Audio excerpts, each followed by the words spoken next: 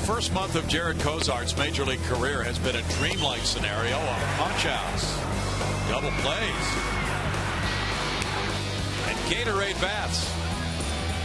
But after watching Red Sox hitters unleash their fury in a 15-run outburst last night, Jared knows all too well that dreams can become nightmares in the blink of an eye.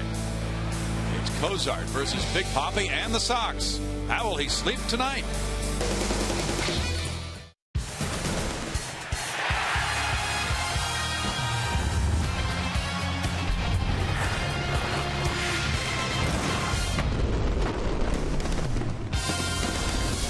Live from Minute Maid Park in Houston, Texas, Comcast Sportsnet brings you Houston Astros baseball. Tonight, it's the deciding game of this three-game series between the Houston Astros and the Boston Red Sox. Good evening, everybody. Bill Brown and Alan Ashby. No idea what we're going to get tonight. The Astros won Monday night 2-0, and Boston banged out a lot of hits and runs to win 15-10 last night, Ash. They certainly did that. The Red Sox offense came in having scored the most runs in the American League, and they're awfully good. But I felt like the Astros pitching really set them up. They got to a point where I think they did know what was coming. Pitches right through the heart of the plate. It led to 15 runs, 15 hits. They had a couple of dingers in the game, 3 doubles, just slamming away. Jacoby Ellsbury hit a pair of home runs, but you can see pitch after pitch right through the heart of the plate. Jordan Lyles was the starting pitcher, but it wasn't just Jordan. Dallas Keuchel got in the act. It was over and over, and the Boston Red Sox hitters are really good, and you give them pitches like this, they're going to take advantage.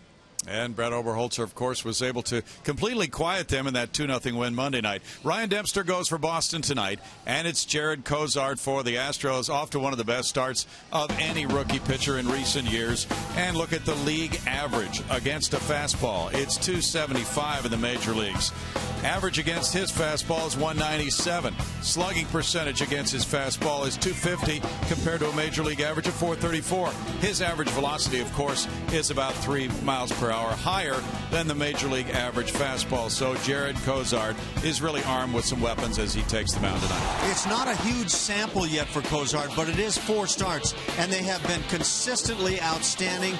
And his unique pitch is a fastball that goes from 94 to 98 miles an hour, and it cuts. And that cut action of his, very much like Mariano Rivera, leaves left-hand hitters just battling off a pitch that keeps coming toward their hands. And the right-hand hitters with that cut fastball running away. Carlos Corporon told me before the ball game he'll throw that cut fastball along with a straight four-seamer and a sinker at will on the same call. So Jared Kozart really mixes it up, if you will, on his fastball alone. L.J. Hose sent one up the hill last night on his way to extra bases against the Red Sox. Julia Morales has more on him in just a moment.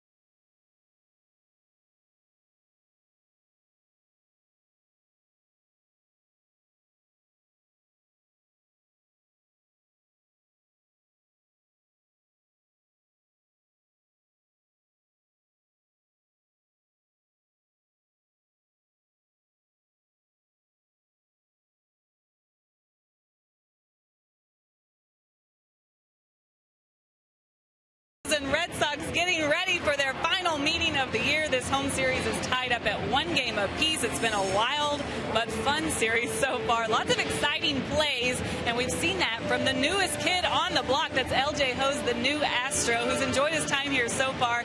He has been an Astro for 1 whole week as he came over to Houston in that trade with Baltimore for Bud Norris. And his first time ever to Houston happened to be Sunday night when the team plane landed. In his first 2 games at Minute Maid Park, he went 4 for 7, 4 runs scored. The only 2 runs scored in Monday night's win, and he got a stolen base that night as well. Hose also recording his first major league triple last night, which is his game. He said he's a gap-to-gap hitter and likes to use his speed, doubles, triples, and stealing bases. And Bo Porter, asked around when he was traded to the Astros to get information on his new outfielder, learned that he hits for high average. Not a lot of home runs, but he plays the game very hard, and his numbers in AAA suggested that he can play all 3 outfield positions, and he's an on-base guy, which Porter likes very much. And right now, the outfield has been changing a lot lately. JD Martinez has been out with injury, so as long as he continues to get those knocks, he'll get a chance to be in this lineup and help the Astros out any way that he can.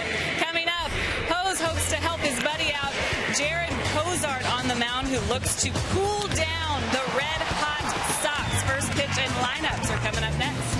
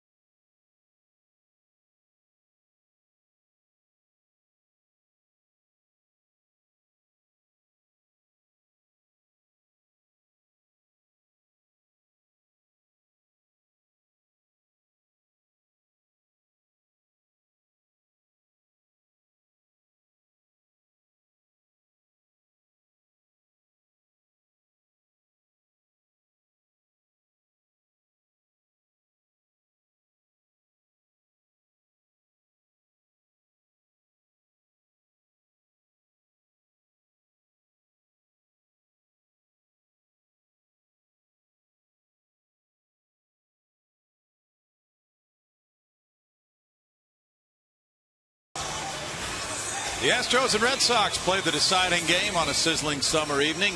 Inside with the air conditioning on, here's the starting lineup. Jacoby Ellsbury, Shane Victorino, Dustin Pedroia, David Ortiz, Mike Karp, Johnny Gomes, Stephen Drew, Jared Saltalamacchia, Brock Holt. For John Farrell's Boston Red Sox in first place by 1.5 games in the AL East. Best winning percentage in the American League, .600.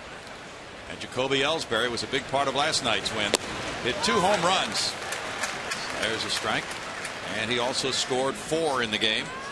So Ellsbury starts the night at .301 with 7 homers. He's driven in 41, and he has a .364 on base average, and he's 6th in runs scored with 71. How about that first pitch of the ball game? Fastball outside black, 96 miles an hour. Yeah. 1-1. So Cozart trying to prove he is as advertised. That's tough when you're 1-0 with a 0.96, Ash. For Jared Cozart, look at that. Opposition batting average against 194, eating up right-hand hitters. Lefties just over the 200 mark. That's in for a strike. Mark Carlson rings it up, and it's 1-2 to Ellsbury. That's that little cutter. You could see the glove of Jason Castro moving to his right as he caught the ball. That ball just pouring in that direction. Watch the glove go flying a bit, and that's the ball moving it that direction. Ellsbury's 2 for 7 in this series. Ellsbury takes it, and it's a 2-ball 2-strike count with Victorino on deck. Boston will move on to Kansas City as leg 2 of this 3-city road trip comes the Red Sox way next. A 4-game set there against the Royals.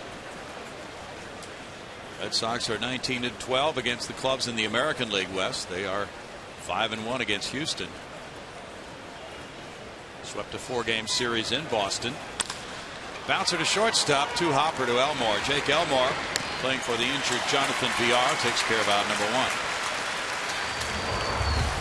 Defensively for the Astros tonight, Jason Castro gets the nod behind the dish. Around the infield, Brett Wallace, Jose Altuve. Jake Elmore gets the start as Jonathan Villar is battling a sore thumb. Matt Dominguez at third. In the outfield, Brandon Barnes, L.J. Hose, and Robbie Grossman.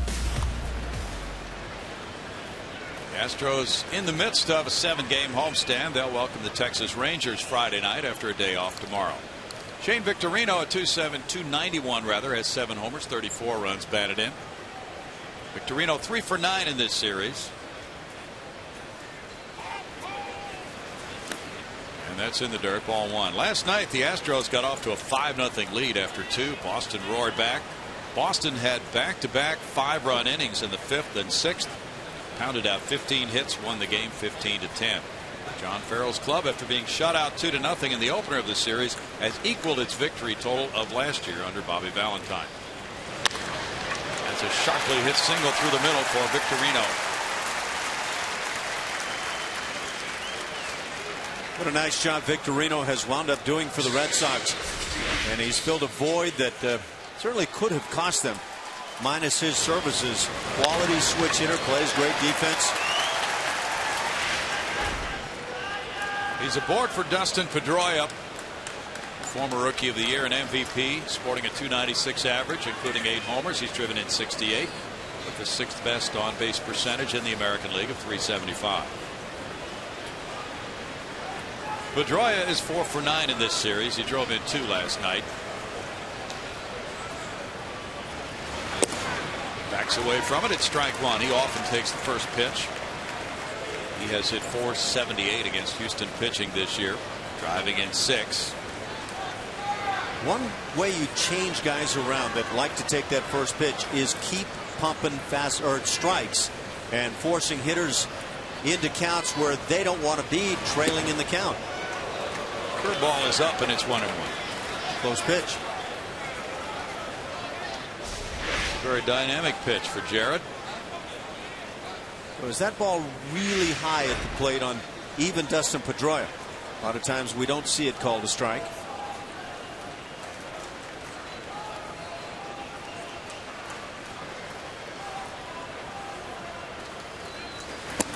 Cozart gets a check swing attempt, but he went through with it. That's a strike on the call by Jerry Davis, and it's 1-2. Pitch on its own was certainly worth considering. Let's take a look at this pitch. Maybe bottom of the knees area. Roy's front foot was moving a little bit away from home plate. And he tried to check that swing, but he went through with it, so it's 1-2 on Dustin. Remember, Roberto Clemente used to have that ability to step toward the third base side and shoot it down the right field line. A lot the same for Pedroia. It's 2 balls, 2 strikes. The Red Sox lead the league in runs scored with 583. They're leading in total bases, in doubles, in triples, in on-base average, and in walks. Very talented offensive group. And they were flexing their muscles last night. David Ortiz was a big part of it last night. He had 4 hits and a walk in 5 plate appearances.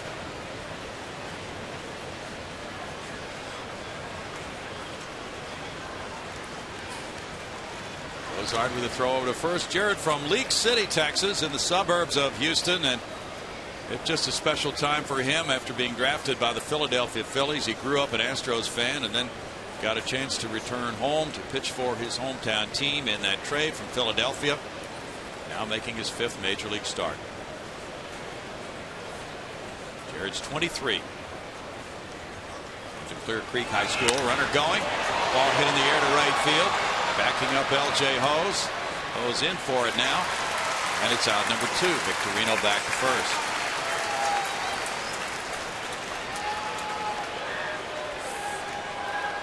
Cozart, that trade came July 29, 2011, along with first baseman John Singleton for Hunter Pence. Josh Zeid, another of those who was traded by the Phillies to the Astros, is in the bullpen tonight. David Ortiz with 21 homers, 73 runs batted in, has a .326 batting average, third best average in the league, and also third best in on-base percentage at .407 for Ortiz. Even if you stop just at Jared Cozart, that's a load of talent the Phillies gave up in that deal. Sure is. Of course, you can't stop there. Jonathan Singleton may turn out to be a whale of a major league first baseman. Josh Zeid looking good early on.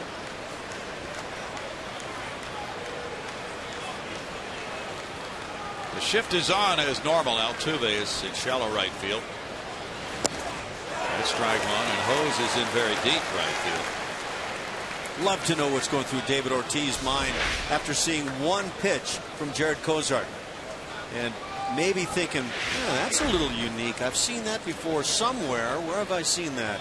Tell you what, he was right on everything last night, so any reminder of Mariano Rivera might be a good thing for the Astros to try to work his way back downward in batting average, because he's been feasting lately. .358 against right-handers. That's a challenge. Ortiz looks at it, and it's a 1-ball, 1-strike count to the man viewed by many as the best designated hitter in the history of the game since that DH came into play in 1973. He leads in homers and runs batted in among all-time DHs. .591 against the Astros.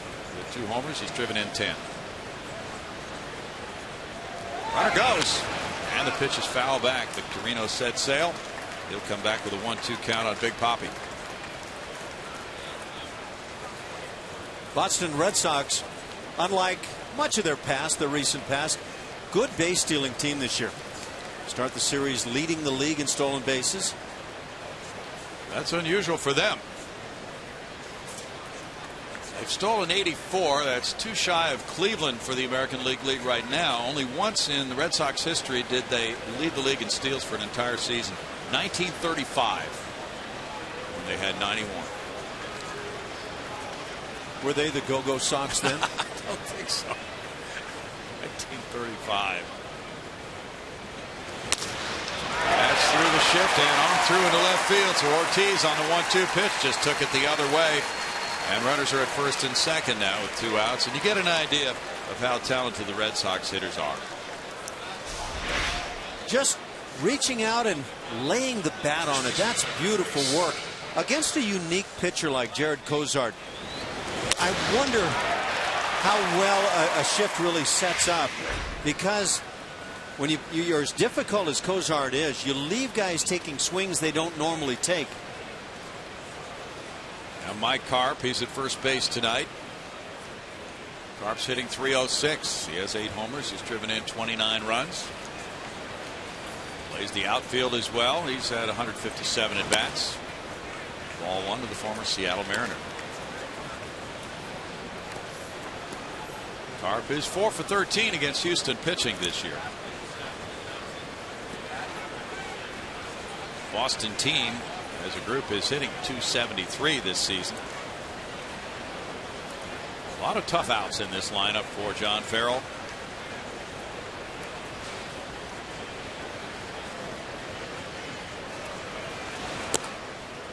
That's a ball that makes it 2-0. Cozart has not had too many challenges. 28 innings. He's allowed just 18 hits. He's not given up a homer. He's walked 12. Batting average against Jared Cozart is .194 coming into this game.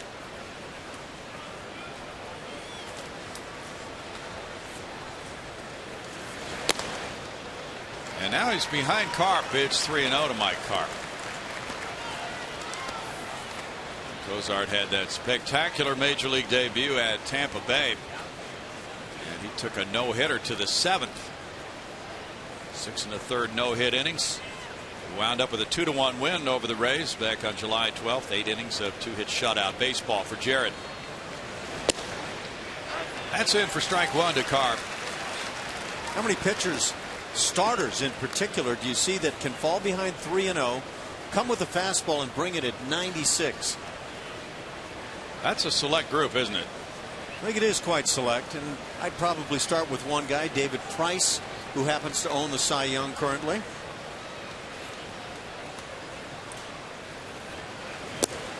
That's a strike. Carp started to head for first. It's a full count now, and both runners will be moving. And then maybe decide that 96 isn't good enough, so we'll notch it up to 97. Heavy reliance on the fastball with 2 strikes in the count. Does have a good curve and change, and that's really promising for a guy that has such an exceptional heater. And he goes on deck. Runners move, and it's foul back. Last pitcher to have an ERA under 1 after his first 4 major league starts was a guy named Jorge Campillo, who pitched for the Mariners and Braves from 05 through 08. Do you remember him at all? I remember the name. Not a guy that I recall seeing. And of course, at that time in the American League, I guess I probably had a chance to cross paths a bit. Not exactly a household name. No. Imagine for 4 starts he might have been. Broken bat. Whoa, the barrel goes out towards second. Cozart gets the out. And he comes back after falling behind Carp 3-0 to get him on a 1-3 play. No runs, 2 hits, 2 men left, no score.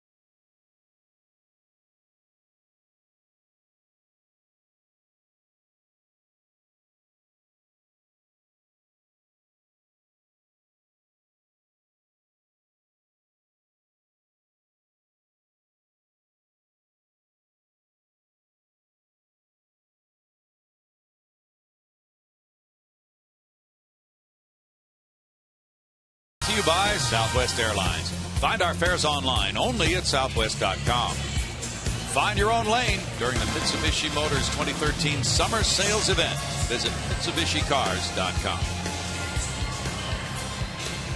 No score, and it's Ryan Dempster ready to face this starting lineup from Bo Porter's club. The Astros open with Robbie Grossman in left field. Brandon Barnes is in center with Jose Altuve at second base. Cleanup man is catcher Jason Castro. Mark Krause is the DH with Brett Wallace at first base. Matt Dominguez at third. L.J. Hose in right field. Jake Elmore the shortstop. And the veteran Ryan Dempster has seen an awful lot of Houston down through the years. Delivers ball 1. Robbie Grossman on a 9-game hitting streak. Checks in at .259. He has 2 homers. He's driven in 10. He's scored 18. He's been lighting it up during that 9-game stretch. .469 is his batting average during the last 9 games, and hitting a couple of homers along the way. Here's a guy who really was effective in Boston against Houston. Ash. Really was. Ryan Dempster, 36 years of age now. You can see the velocity drops well off from that of Jared Cozart. 6-8 on the year, .454 the ERA. Won a couple of starts back that at Baltimore, but generally speaking of late, he has been struggling. And he's had very good run support this season. .469 since the recall of Robbie, and as we talked last night, we had a nice conversation with him the night before. He told us that he didn't start switch hitting until into his teenage years. He'd been a right-handed hitter, and so he feels a lot more comfortable. And has more pop right-handed, but he's gone recently to a lighter bat from this left side. You know, my question to Robbie would be right now, are you sure you have more power right-handed than left? Because the 2 home runs he's hit now have been bombs down the right field side. Well, that's a good point. They've been ripped. In Baltimore, 1 here, and almost identical. Yeah. At strike 3 as Dempster opens with a punch out of Grossman. Defensively for these Boston Red Sox, as Ryan Dempster gets a strikeout to start it. Jared Saltalamacchia behind the plate. Around the infield, right to left, Mike Karp, Dustin Pedroia, Stephen Drew, and Brock Holt. In the outfield, the speedy Jacoby Ellsbury in center, flanked by Shane Victorino in right, and Johnny Gomes in left. Brandon Barnes is the number 2 hitter tonight. Brandon at 243 with 5 homers, has driven in 24. He's 1 for 6 with an RBI in this series. RBI came on a squeeze bunt. There's ball 1 up. Dempster has walked 61 in 127 innings. Walks have been an issue for him throughout his career.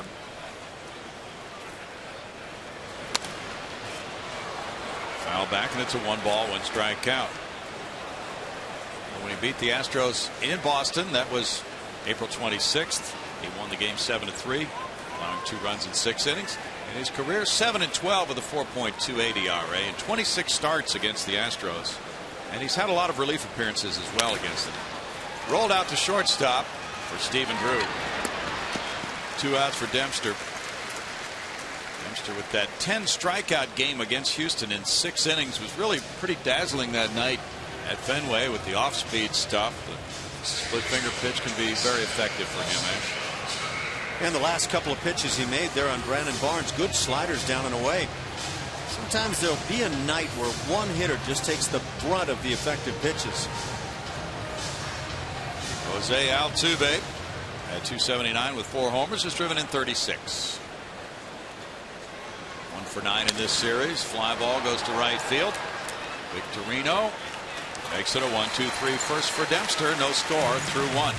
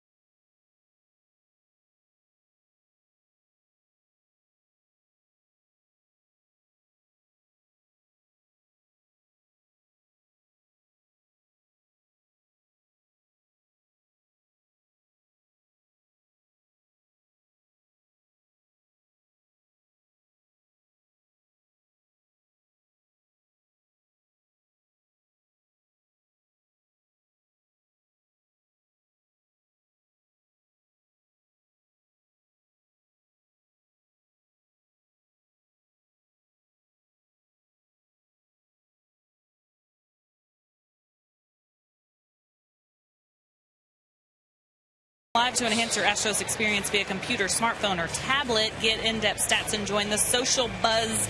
In-game live only on CSNHouston.com. Jared Kozart back on the mound for the Astros. And if you ask him, he's got 4 solid pitches. He said that a lot of people think that maybe that cutter comes accidentally, the one that Ash was talking about earlier in the game, but he said he is trying to cut. Also, his changeup, he's been making a few adjustments to it to make it more effective and to avoid injury in the long run. And he said if those adjustments aren't working for him on the mound, he'll back off, but he is continuing to work towards that, guys. Well, certainly he was watching Mr. Brett Oberholzer work Monday night when Oberholzer was so effective with his dazzling changeup for 7 shutout innings and the 2-0 win. Well, we'll see if he incorporates that into his game a little bit later on. Johnny Gomes will lead it off here in the second. And most pitchers who throw in the upper 90s like to establish that pitch early, Ash. It really gets in the hitter's head, doesn't it? I think also on top of that, it's difficult to translate, especially when you're watching a left-hander like Oberholzer and the success he's having. Does it translate to my game? And I think a lot of pitchers will answer no quickly on that. They may find out later in their career that it does. Yeah, especially a right-hander looking at a lefty. Yep. A lot of differences there. There's ball one to Gomes. Gomes hit the 4th pinch hit homer of the season for him last night. He has 9 home runs, 31 runs batted in, a .237 average. Pinch hit 3-run homer, the 6th last night for Johnny Gomes. 1 ball, 1 strike, the count, and that's tied for the major league lead with Evan Gattis of Atlanta. And that's number 2 on the all-time single season list in Red Sox history. By the way, that was a heck of a hook. Jared Cozart has an outstanding over-the-top hammer. He really does. 2-1. We keep focusing on that cutter because it's been so effective, but the other pitches are quality as well. Joe Cronin has the Red Sox club pinch hit record with 5 in 1943. 3 balls and a strike now to Gomes, and these Red Sox hitters consistently work their way into favorable counts. We saw it last night. That is kind of their culture as a team offensively. They can really make a pitcher throw a lot of offerings. 27 pitches so far for Cozart. Gomes takes a leadoff walk.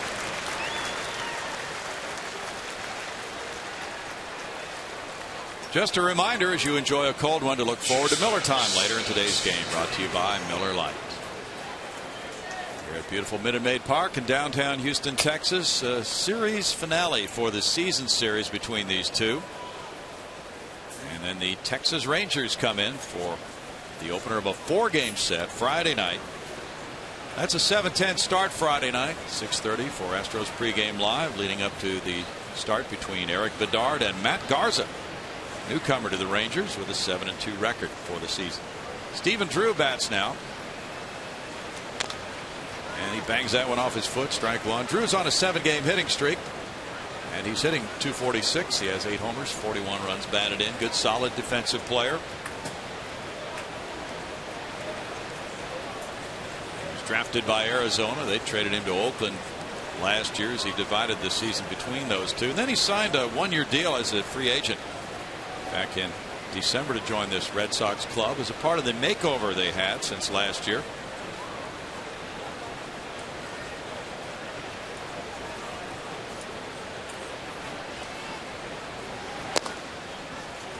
It's 1-1. There's the changeup, and that's yet to become kind of a co-owner of top spot pitches for Jared Cozart, but a pitch that nonetheless could become very effective. A lot of movement on it. Yes, it does.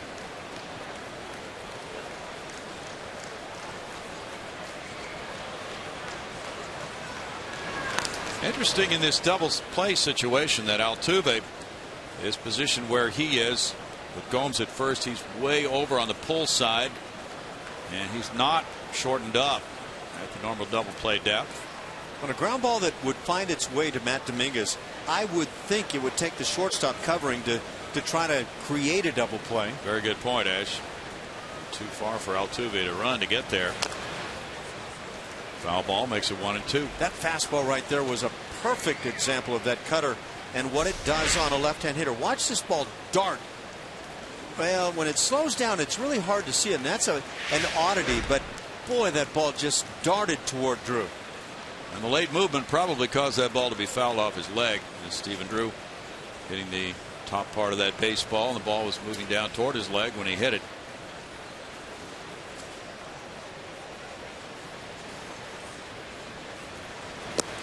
And he chases that one, and it's down on strikes. First strikeout of the night for Jared Cozart. Really worked him inside and out. There's the changeup for the strikeout.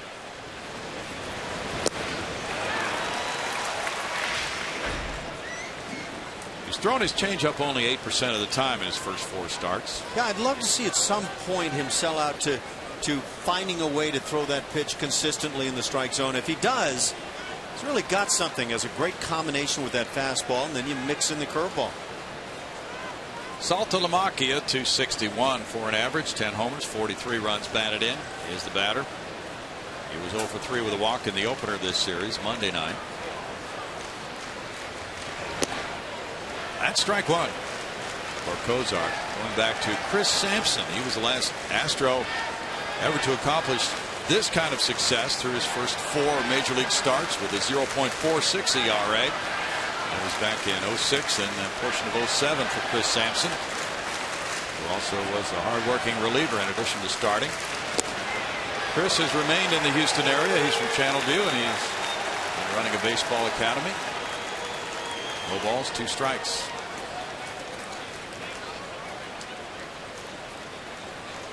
Ryan Lavarnway did the catching last night for the Red Sox, and he had a rough time with the knuckleballs of Stephen Wright with 4 passed balls in the first inning.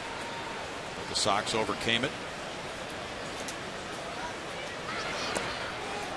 It's 1-2. I was thinking about that issue. Stephen Wright is in the bullpen for the Red Sox currently. And I can't imagine how John Farrell, after watching last night, can say in a tight spot in a ball game he can turn to Stephen Wright.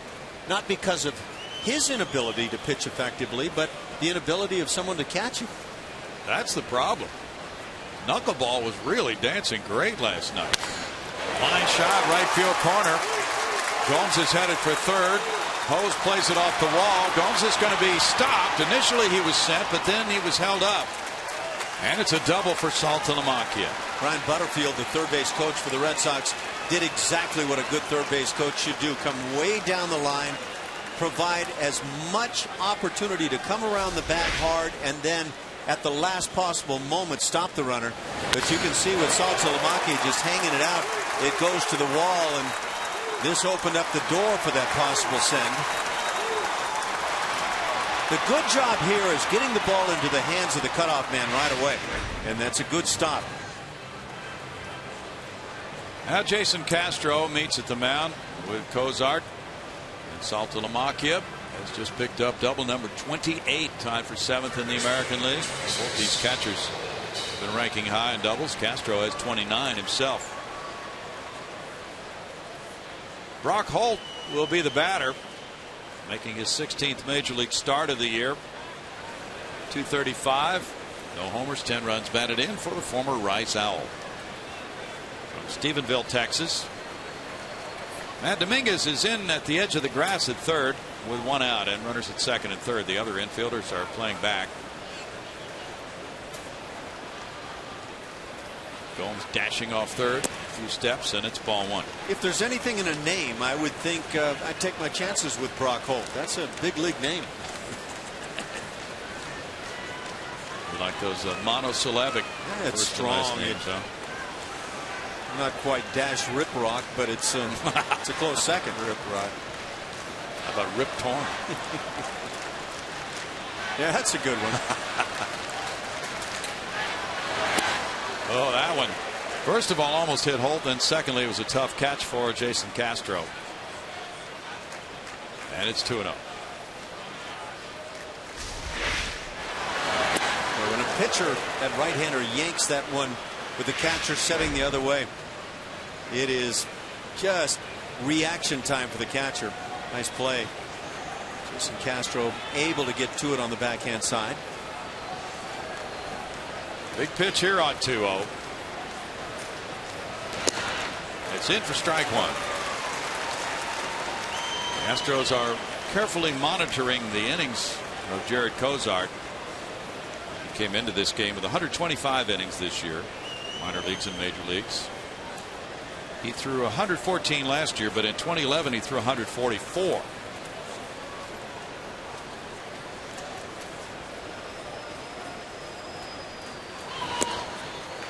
It's up and it's ball 3, and it's 3-1 to Holt. Not the worst walk he'll ever issue should he happen to walk Holt here. But you get to the top of the order. Jacoby Ellsbury, awfully good hitter, and he's hot right now.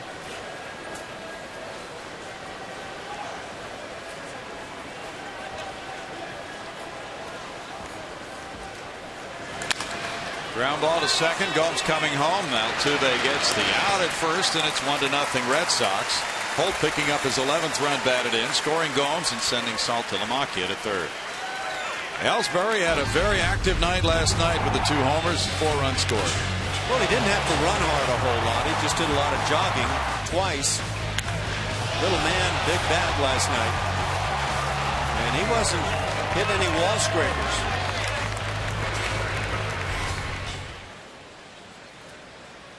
Now Ellsbury, who grounded at shortstop, comes around for the second time. Cozart has not allowed more than 1 earned run in any of his 4 starts. He gave up 2 runs here against Oakland July 23rd, only 1 of them earned.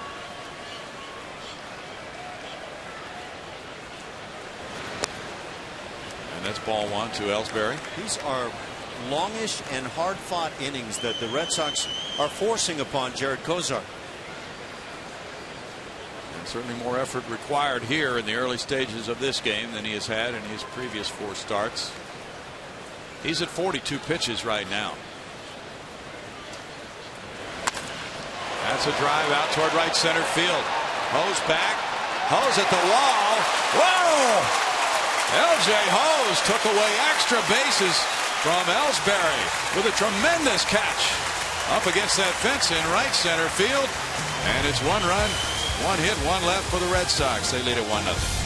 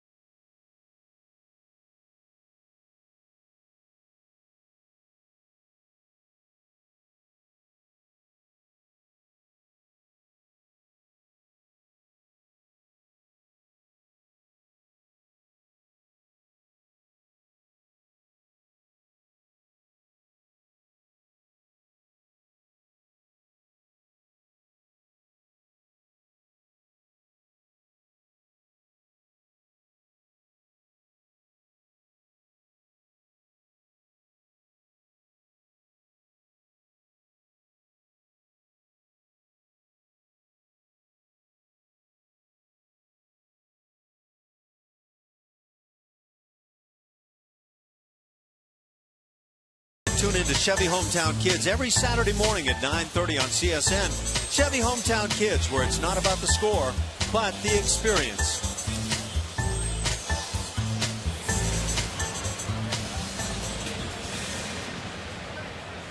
Bottom of the second inning rolls around. It's Jason Castro in the box. It's 1-0. The Red Sox have provided Ryan Dempster with an early run. Castro on a 7-game hitting streak begins the night at .264. He's hit 13 bombs. He's driven in 41 runs to go with those 29 doubles we mentioned earlier. Strike 1 for Ryan Dempster. Dempster, you saw earlier how many starts he's made against the Astros. This is his 27th. That ties him with Aaron Harang for the most among active players against Houston. Foul back, but also he's making his 53rd appearance because he was a reliever for several years. And the only active pitcher to pitch more times against Houston in his career than Dempster is Kyle Farnsworth with 55. I'll say this of what I'm seeing from Ryan Dempster tonight. Minus pinpoint location, this fastball should get beat up. Okay. 86, 87. Some have been up in the zone. That one maybe should have been called a strike. Very close. Well, the numbers are with you, Ash. There's the run support of 5.73. That's second only to Max Scherzer. who is leading in many minds in the Cy Young race in the American League. It's good to hear because the force is not. Listen to this, though, to support what you're saying. Fastball average velocity for Ryan Dempster 89. Batting average against his fastball 316. Well, 89 would be a top figure here this evening so far. Now maybe he tunes into that figure.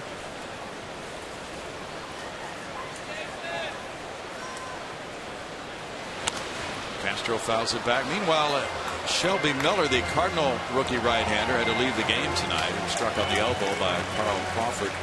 Line drive. He had thrown only 2 pitches in the game and was in a large amount of pain when he left. Yeah, quite a blow to the Cardinals should they lose him. I bet it would. And Chris Carpenter's comeback bid has not gone well in the minors. Castro fouls it back, putting up a battle here. And Dempster, the sort, though, who can dodge around that tentative fastball, shall we say. 49% of the time he throws a fastball, but the most effective pitch for him statistically is the split-fingered fastball. Batting average against that pitch is 136.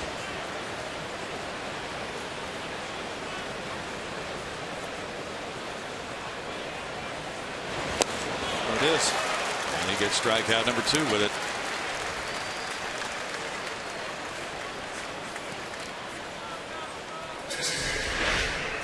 Yeah, and you can see that split grip, but this simply leaves Castro over the top. Kept his eyes right on the baseball coming in. Mark Krause is 0 for 4 in this series. Mark has shown some good things as an Astro. 185, but 3 homers, 9 runs batted in. A couple of doubles. Chris Carter is getting a break, not in the lineup again tonight. Day off coming tomorrow. Bo Porter had told him a couple of days ago that he would not be playing in these games. And he's been working on his hitting. Strike 1 to Krause. Carter did play Monday night. He went 0 for 4 with 4 punch-outs. It's 1-1. Ryan Dempster with that splitter, and of course Jason Castro is the first guy to really have to deal with it tonight, but the batting average is way down there. Slugging is a good one, and just overall, and you can see it right there, that's an effective pitch. Now when you hear me say his fastball should get lit tonight if it stays in that 86-87 mile-an-hour range, well, when hitters have to deal with this splitter, that really changes things around, and that's probably been the great equalizer for this veteran. 2-2. Mark Krause has the top average per plate appearance and pitches seen on the Astros. He's averaging 4.38 pitches per plate appearance, so he's a Red Sox type of hitter in the sense that pitcher has to really show a lot of things to get him out usually.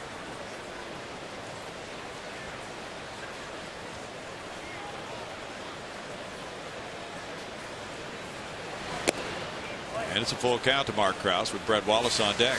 R.A. Dickey of the Toronto Blue Jays found out you can't just flip him the knuckleball and expect to get it. Yeah, he did. He hammered the ball. Ryan Dempster, 36 years old. He's from British Columbia. Oh, he gets a strikeout. Boy, he's feathering in that split fingered and the off speed stuff, and he has 3 strikeouts in the first 5 outs of the game. That's the first high strike we've seen called this evening. Jared Cozart dropped a curveball in probably lower than this, didn't get the call. So now that strike zone, at least for the moment, broadens out a bit. Now that's 5 straight retired by Dempster, with Brett Wallace batting now. Wallace is on a 7-game hitting streak with 9 homers, 24 runs batted in. He has a .225 average. And there's strike 1 to Brett, who went deep in last night's game. He had 2 runs batted in that one. Each club hit 3 homers last night. The 2 teams combined for 25 runs last night, and that's tied for the 4th highest run total in one game in the history of Minute Maid Park.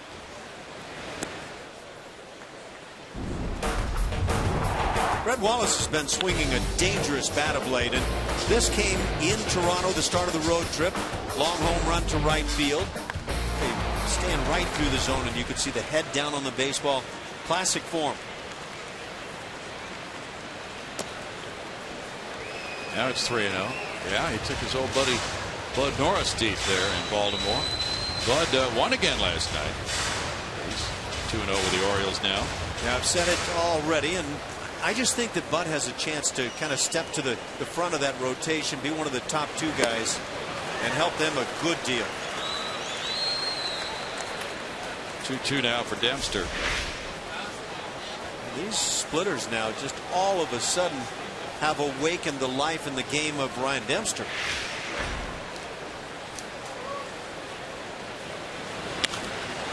That's a liner into center field for Wallace. He becomes the first Houston base runner. It's an 8-game hitting streak for Brett Wallace.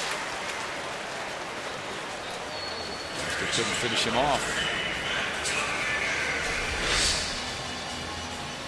Looked like he tried to sneak a fastball by after a good splitter, and Brett Wallace able to get just enough to drop it in center.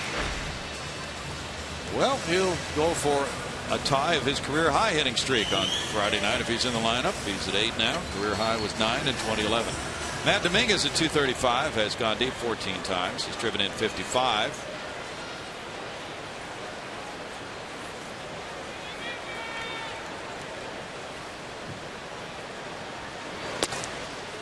Strike for Dempster.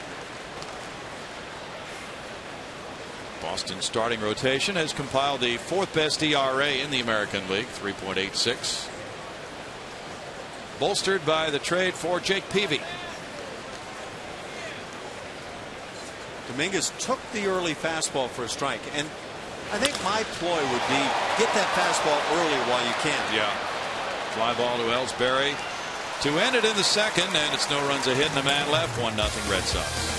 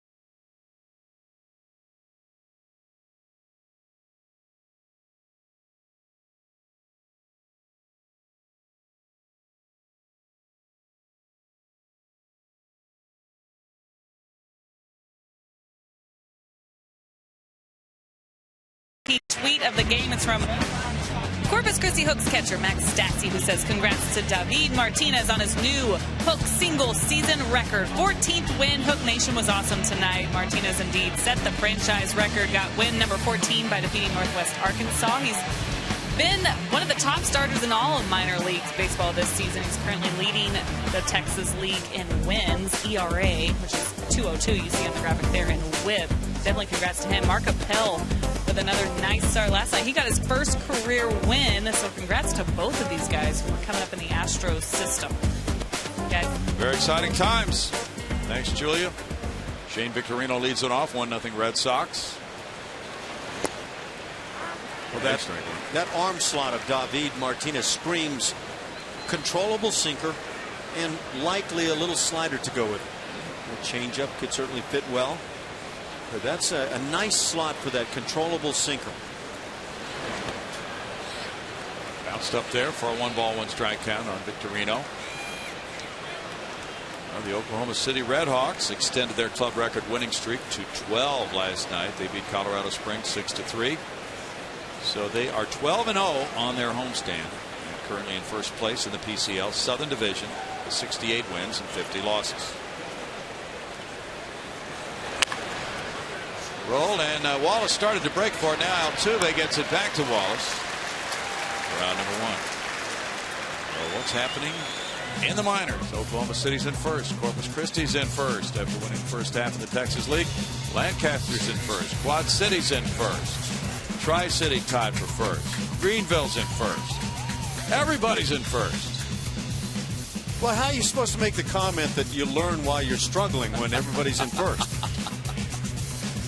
Pretty good records there. And of course, the combined minor league record is the best among all organizations of all those clubs.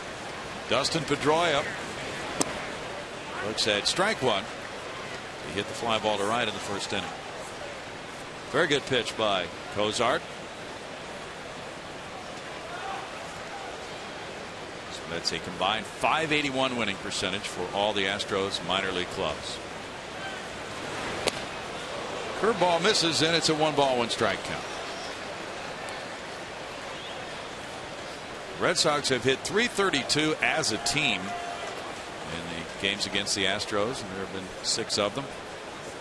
They've scored 43 runs in those 6 games, hitting 8 homers. Glittering numbers against the Houston pitching staff. That's a comebacker. It's knocked down, and it trickles out off second base. A line drive back at Cozart. He slowed it down, but that allowed Pedroia to reach on the infield hit.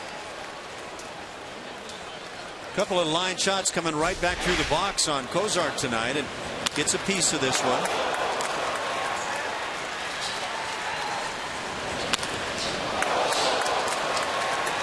And you can see the glove is all that took any blow from this line drive, but Victorino hit one right back by him in the first inning. Now David Ortiz has Pedroia on at first. He singled against the shift through the left side in the first inning.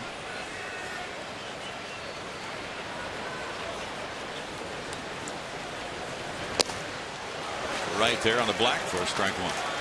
Technically, though, the black is not in the strike zone. We just say it's on the black when we talk about a good pitch on the corner. That's what you think. That black down on the field can, depending on the umpire, become a very prominent part of the plate, and used to be that was a key component of the plate. Diving, Elmore can't stop it. Here's Pedroia going first to third on the single by Ortiz. So even with the shift, Ortiz is able to hit it through that shift, and he's 2 for 2, and that continues his string of hits. He is 7 for 7 in this series now after starting 0 for 2. When you hot, you hot. And you just start finding every hole available. Now, if you're playing about straight up, maybe right-hand hitter straight up, you've got a second baseman right there. It's really, you get a hitter that's hot, and he's going to find a way. 15 for 24 against Houston this year for Ortiz. Now runners at first and third for Mike Karp. He grounded back to Cozart.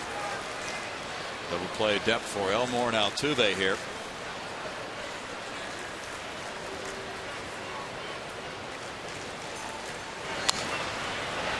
Wallace catches it. Now he's got a rundown going. Now he caught it in the air, and they're going to tag Ortiz and get him when he could have just tagged the base and gotten the double play, but he didn't know, apparently, Ash.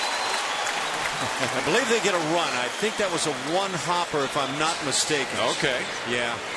So the run scored before the runner was tagged out. And right here, Wallace could have thrown home. He chose to go this way for the out, and the run scores.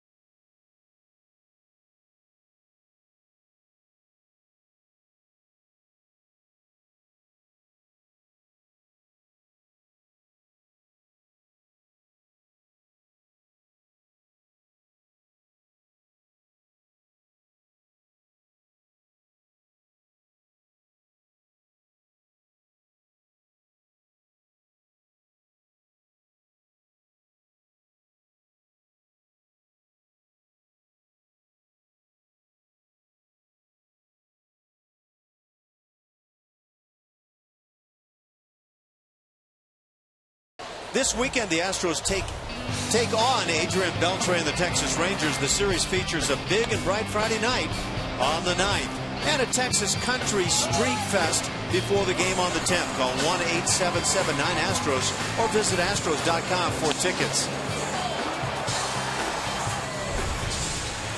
Well, it's 2-0, and that was a one-hopper, so no RBI on the play as the rundown accounted for the third out of the inning, and Pedroia was able to score while that rundown was taking place before the third out was made on the tag of Ortiz. And there's strike one to LJ Hose. He's gone 4 for 7 in this series, including his first major league triple. And it's 1-1. I thought that Wallace had caught a line drive, but it wasn't a line drive. It was a ground ball. So therefore, he got the out at first. And then in the rundown play, Ortiz was able to stall that third out long enough for Pedroia to score the run. Grounded back to Dempster. Over to Clark for out number 1. Yeah, for me, with that quick one step to the bag for Wallace for the first out, he had a chance to spin and fire to the plate and create the double play that direction and enable no run to score for the Red Sox. One way or another, he got the double play, but I thought there was a more aggressive form that was presented. Right here, come to the plate. Now, you can see there was plenty of time. So the runner crossed home plate before Ortiz was tagged out.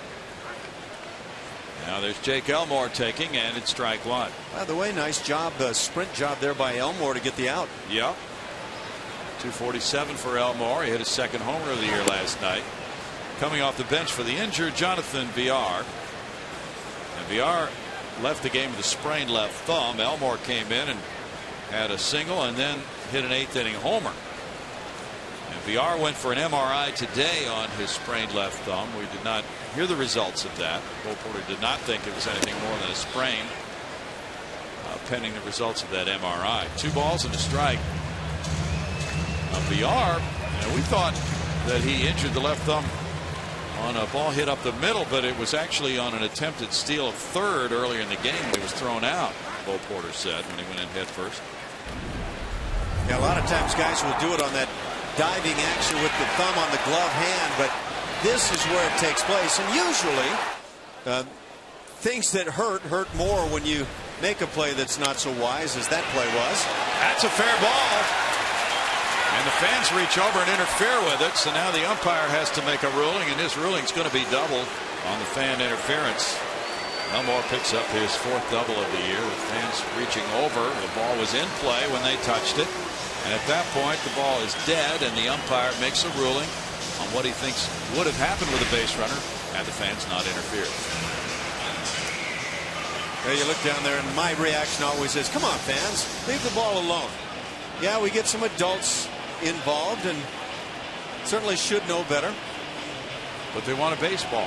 Yeah, that baseball is all important at that point. That's hit number 2 and a well hit ball by Elmore. So 3 consecutive hits for him now in this series. And Robbie Grossman's the batter. Robbie fouls it for strike one. He was caught looking back in the first.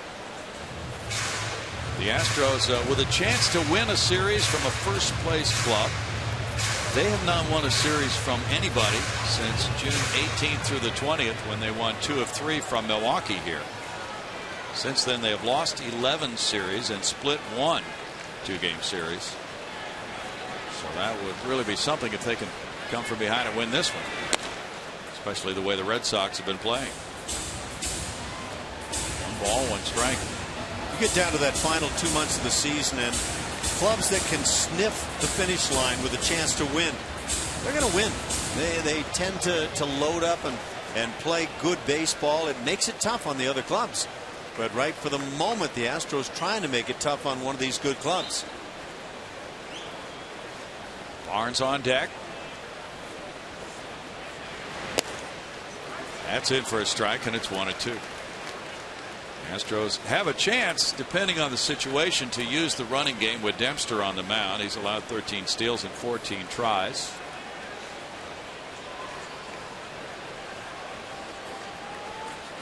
They've They've certainly been a running club in this series, and for the season they have 10 steals in 13 tries against Boston. They had 6 stolen bases Monday night and 2 more last night. That's cracked a long way to right field. Robbie Grossman has tied the game at 2.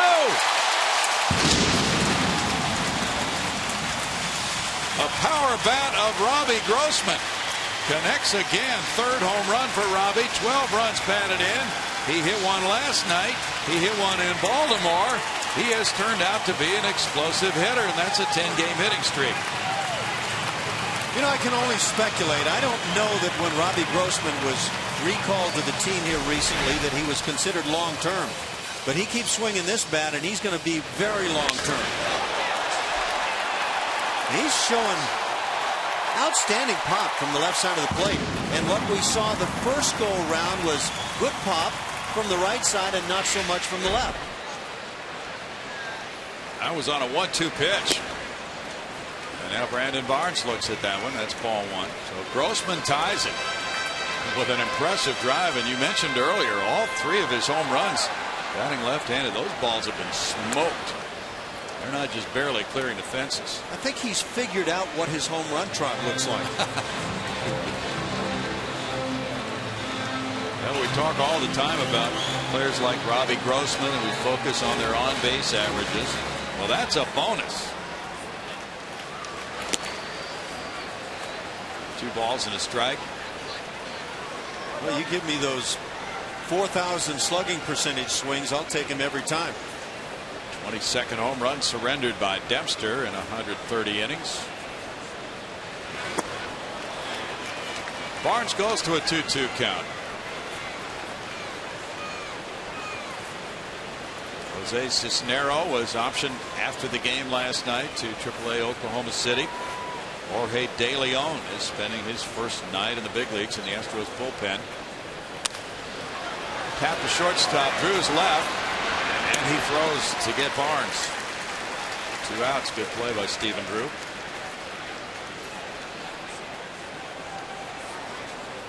It's one of those shortstops that probably won't leave a lot of people talking about after a series. Didn't make the spectacular play one side or the other. The guys that'll talk about him are the pitchers, about how he plays that solid defense and makes all the routine plays and then some behind them. And boy, he's been really good in that regard. Jose Altuve had a 1-pitch out on a fly ball to right field. It's ball 1 to Altuve. Wow, that's a good looking pitch. I just hate to see when the strike zone gets this tight.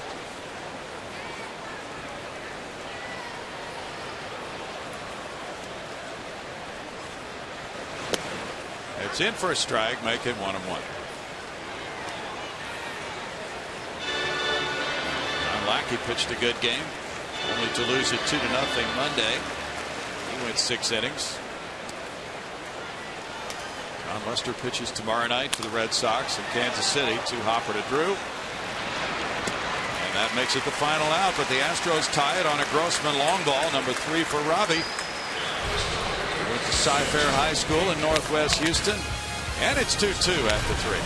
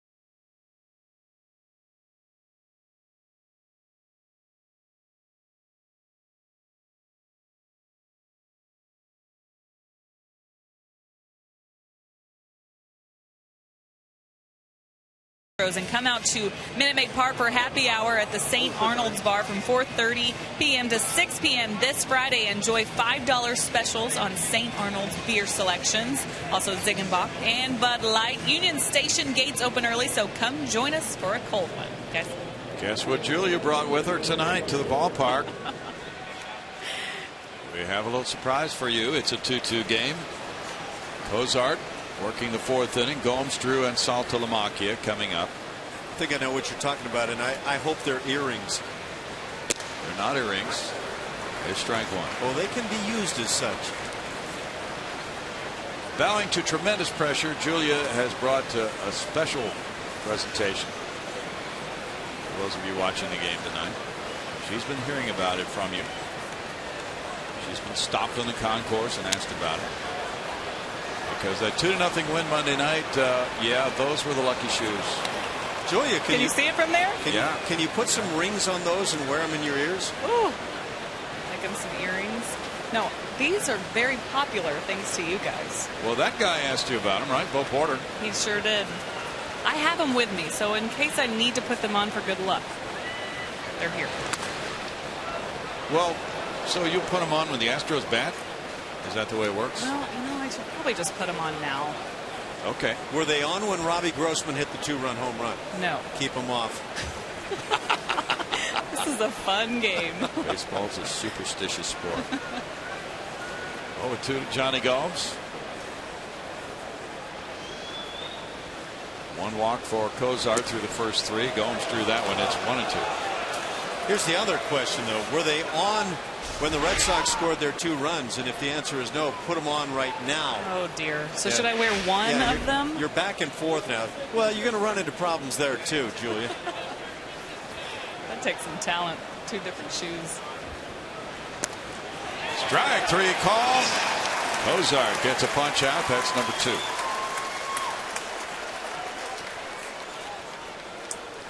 Very well spotted by Jared, as was the previous pitch, which may have been a little off the outside edge. Johnny Gomes does not like this one. Yeah, see that ball right there at the bottom of the knees? That is a strike at the front of the plate, but where it's caught, oftentimes we're seeing called a ball. Good point. Stephen Drew struck out earlier.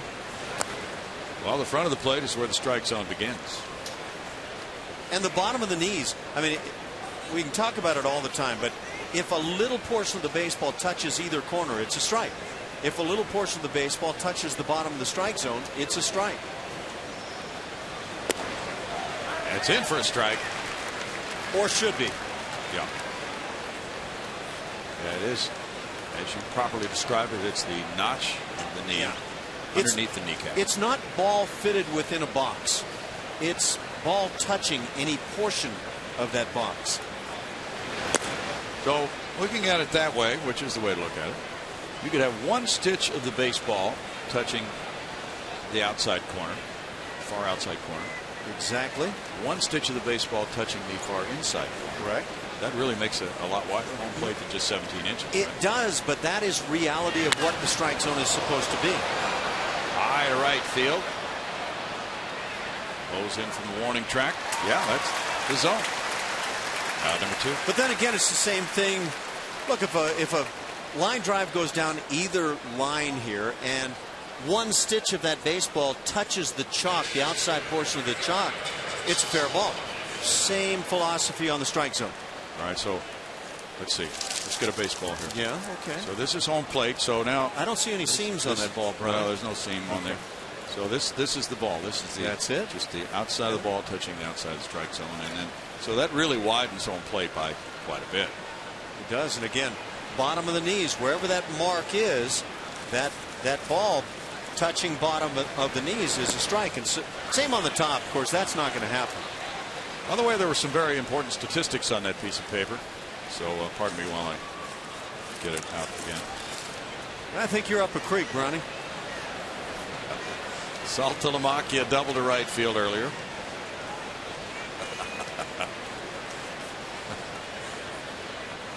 There go all the ad-libs. There's a shot on the ground into left field, and Saltalamacchia, similar to Big Papi, back in the first inning with the shift on, just took it to left field. He's 2 for 2. It's good hitting. A little abuse going on here by the Red Sox hitters.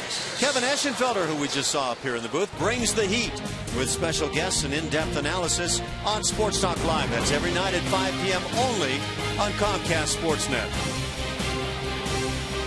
And he was looking very sharp, I might add. It's 3 times tonight the Sox have beaten this shift. So they're doing some smart hitting. And here's Brock Holt. Holt with the ground out. Got an RBI in the second inning to make it 1-0.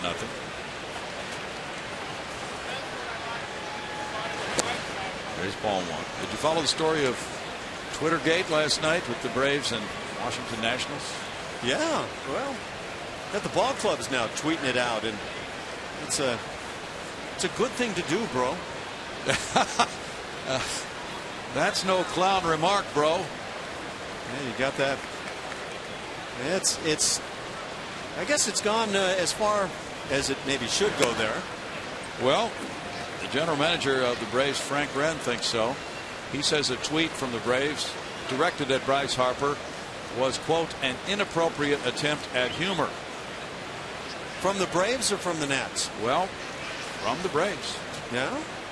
The Braves official Twitter account posted, yeah, that's right. Move, bro. Yeah. And he said it shouldn't have happened. And then the Nationals fired back. Yeah, I would agree with that.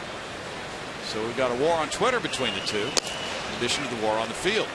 There's a lot of battling going on between those two. If you win 2 out of 3 on Twitter, have you won the series? I think you have. The Nationals tweet was, which part? Giving up the home run or drilling the 20-year-old on the first pitch his next time up? Sounds a little concessionary, doesn't it? That's a strike, 3-1. Well, did you see the play in question? The long home run by Harper, and it was well hit. And then, you know, he took his time. It was his longest ever home run trot, for whatever you make of that. He did admire a little bit, but I didn't think it was over the top by today's standards. No, I didn't either, and I did see it. I think sensitivities are getting a little strong. Yeah. Holt draws a walk. That's number 2 for Cozart. Just not an easy inning to be had for Jared Cozart. He has thrown 68 pitches. He has not had an easy inning tonight. He's had at least 2 base runners in every inning now, and Doug Brocail's going out. Got the first 2 hitters here in the inning, but Red Sox are not laying down and making it easy. Jared Cozart, great stuff, but we're going to make you work. So Doug Brocail talks it over. The Astros, by the way, in announcing their rotation for the weekend, have said they're going with a 6-man rotation now. Friday night it's Eric Bedard and Matt Garza. Saturday night Brad Peacock and Derek Holland. Sunday afternoon Dallas Keuchel and Martin Perez. Monday afternoon, that's a 1:10 start Monday, Brett Oberholzer and Yu Darvish. And you have Lyles and Cozart, the other 2 in that 6-man rotation, and there they are in the 6-man look. Yeah, you got some youngsters and certainly a veteran in the bunch. Eric Bedard filling up that latter part, but man, how about Brett Oberholzer and what he's done to this point? Jordan Lyles got to find a way to slot back in and get his game together. Jared Cozart has been terrific. Dallas Keuchel recently a part of the bullpen. Brad Peacock threw well in Minnesota. Yes, he did. Jacoby Ellsbury's 0 for 2. There's ball 1. L.J. Ho's made a fine catch on his deep drive in the second inning.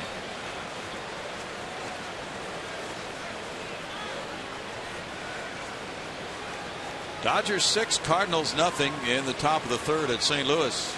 Jake Westbrook on the mound for St. Louis now after Shelby Miller left with an injury. It's 0-2.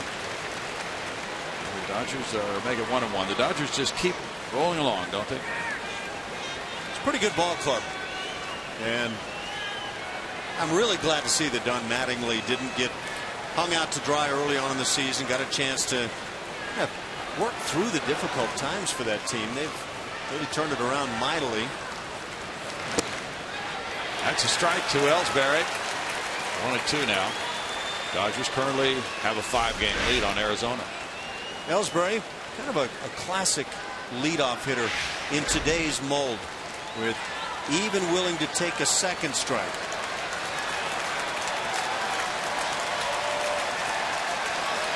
He has struck out 65 times this year.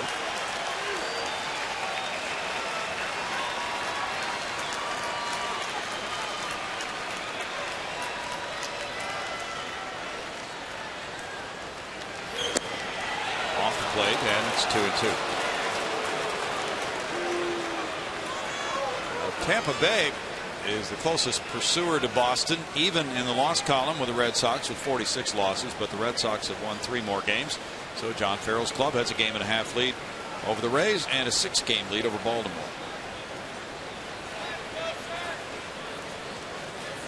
And there you have it, with a .600 winning percentage for Boston. That's the best in the American League.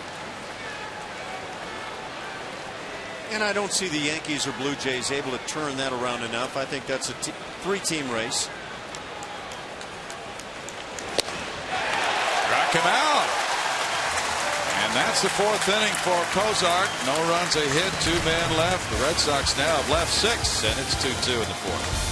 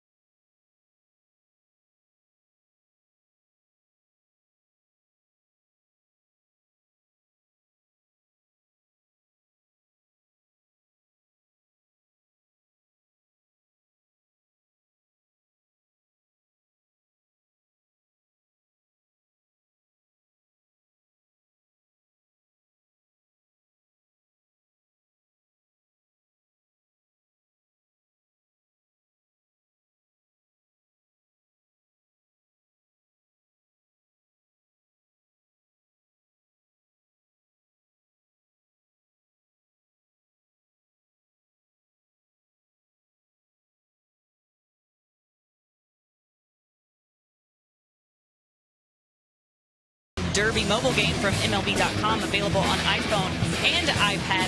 Download free today. The Astros come up to bat here, and Chris Carter not in the lineup for the 2nd day in the row. Bo Porter said today that he's given him a couple of days to kind of reset. He's been struggling as of late, so he's doing extensive work in the cage. Also watching a lot of video, trying to evaluate what it was that was working for him when he was on a good stretch, so he can move forward from there. Brownie? Sounds like a good idea, and when a player knows that, then he can put in more work in the cage. He doesn't have to worry about saving anything for the ball game. Jason Castro leads it off. There's strike 1. Jason struck out in the 2nd inning. It's a 2-2 game. Ryan Dempster is 2nd on the all-time list among Canadian major leaguers in wins, starts, innings, and strikeouts. Fergie Jenkins is the leader.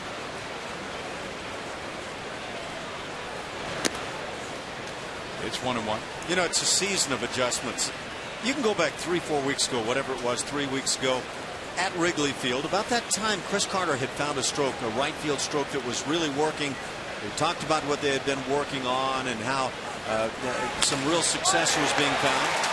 There's a liner to left for a Castro single and an 8-game hitting streak for Jason. And as a former player, my thought is, hey, that's great for the time being, and you hope it locks in somehow. But reality is, the struggles are going to come. No matter what you may think you have found, and it's not Chris Carter I'm picking on, it's the difficulty of this game. It's just the way it goes. And you may find it for a while, but get ready to continue that battle for not only the season, but for your career, however long that may be. Mark Krause steps up after the hit by Castro.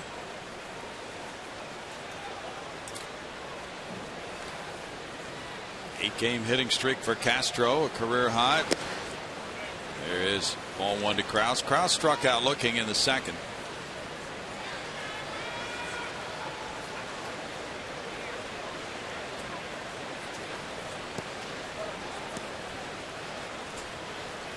Now, all that said, there are those rare guys, Tony Gwynn, George Brett, Rod Carew, guys that could just hit no matter what.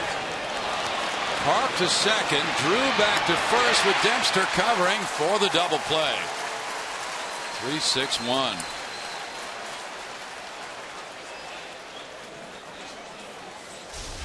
First baseman heading that direction really sets up this play. Nice play to get it started, and then pretty much academic. Mike Carp played a lot of outfield. Handled that one well. Now Brett Wallace. Wallace single to center in the second inning.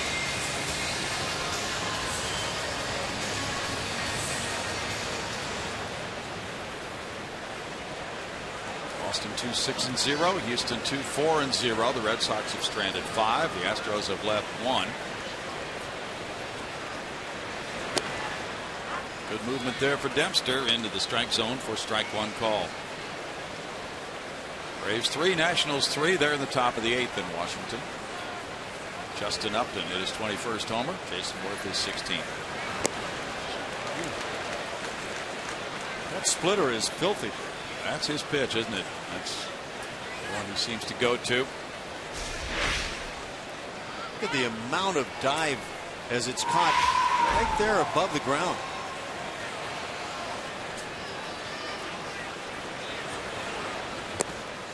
Comes back with it and strikes out Wallace. That's strikeout number 4. No runs a hit, nobody left through 4. It's tied at 2.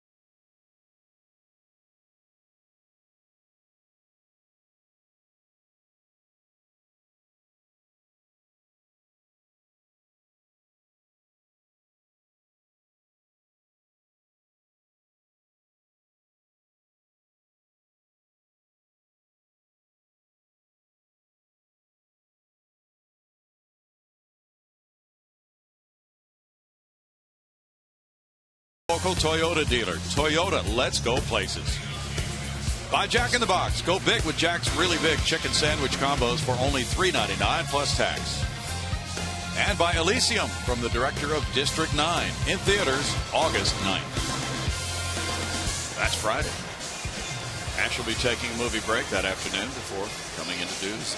Is it movie break Friday coming up? Yep, for you it is, pal. You're grinding it. You need a little time in the theater before that Astros Rangers game Friday night. After a long road trip and everything. Like Ted Williams, I can't afford to take these sharp eyes into the theater. Well, that used to be the thing, wasn't it, with Rogers Hornsby and Ty Cobb? Wasn't it Ted and maybe like the guys you mentioned that just said I can't take these eyes into the dark theater. Yeah, you've got to hit the slider tonight. Well, not the slider, but everything else. Yeah, those old time players would use that as a reason for not watching movies. It would ruin their eyes. Shane Victorino is 1 for 2. He singled to center field in the first inning. Red Sox have picked up 6 hits off Cozart, 5 singles and a Saltalamacchia double. They've done a good job of hitting against the shift. Some opposite field hitting. That's ball one to Victorino. Well, your previous comments may speak to some of the issues I had in my day. Well, you guys didn't worry too much about movies, did you? I was never opposed to a matinee movie before a game. Yeah. Fell back and it's a 1-1 count. And now I understand what the problem was. It ruined your vision for the game? Just a bit too tardy for me to apply at this point. Well, if we could only go back and redo a lot of things. Right? Yeah. 2 balls and a strike. I haven't found that button. If you do, let me know. The reset button? Yeah. It doesn't seem to work, does it, that way?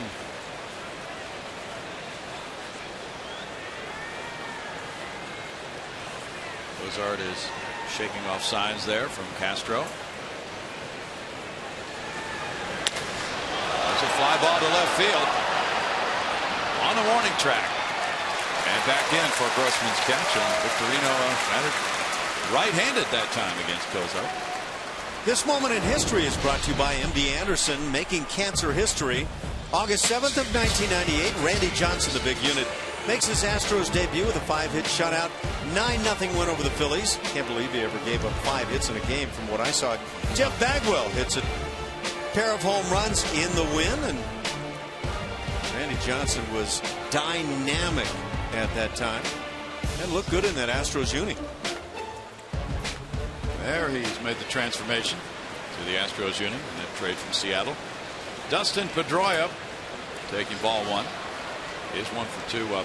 Victorino that time batted right-handed against Cozart, and what's that all about? Well, he's having apparently some left hip problems, and he batted right-handed the other day against a right-hander, but he won't talk about it from what we're hearing, so we're not sure if that's what it is.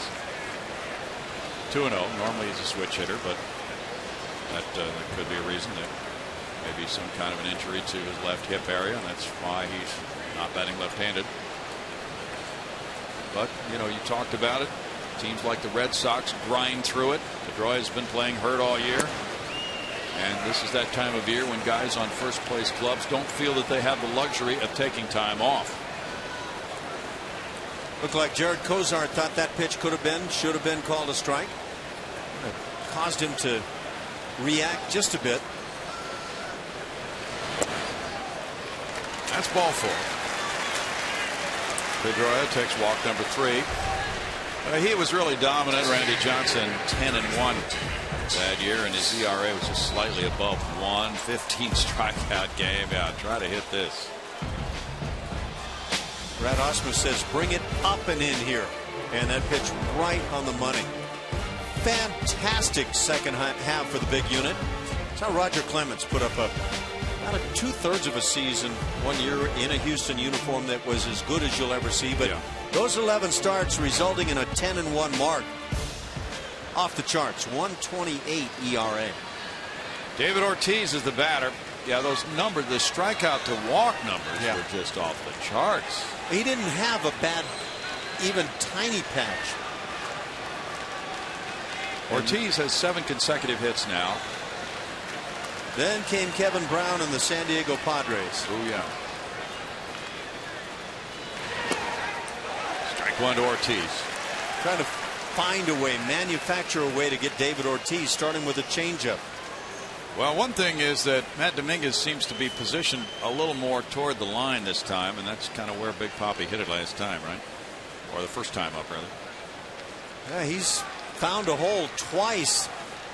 And infield now much more toward what you would call semi-straight up. Right. Yeah, his second time up, he hit the ball to the right of second base. The Astros were overshifted, but he hit it hard enough to get it by Elmore to his left for a clean single. 1-1 the count to Ortiz. Pirates lead the Marlins 3-2 at the end of 6 in Pittsburgh. They had a walk-off homer last night. Andrew McCutchen hit his 16th homer tonight. He's getting MVP mentions. Twins 2, Royals 2, bottom of the 4th in Kansas City. Alex Gordon hit number 11. Mets 5, Rockies nothing. That's a final from New York. Mr. Harvey, the winner. He's 9-3. Yoeli Chacin, who's 10-6. Matt Harvey has been absolutely magnificent, but his innings load is getting to the point that he's going to be shut down at some point this year, Ash. See it happen more and more with the youngsters. The Steven Strasburg story last year was a tough one for me to be able to imagine actually taking place. As a teammate, that would have hurt. Yeah. 2-1. Well, Matt Harvey on a New York Met team that's really not very good. Let's see what the Mets record is now for the season. It's 51-60. He's 9-3 with a 2.09 ERA.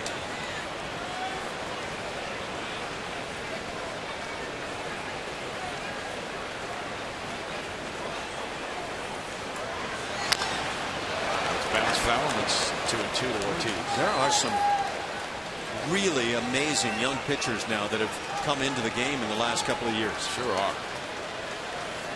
Stretch it back a few years if you want to go back to Steven Strasburg, but you hope that Jared Cozart winds up on that short list of names. Well, he's got a magnificent start.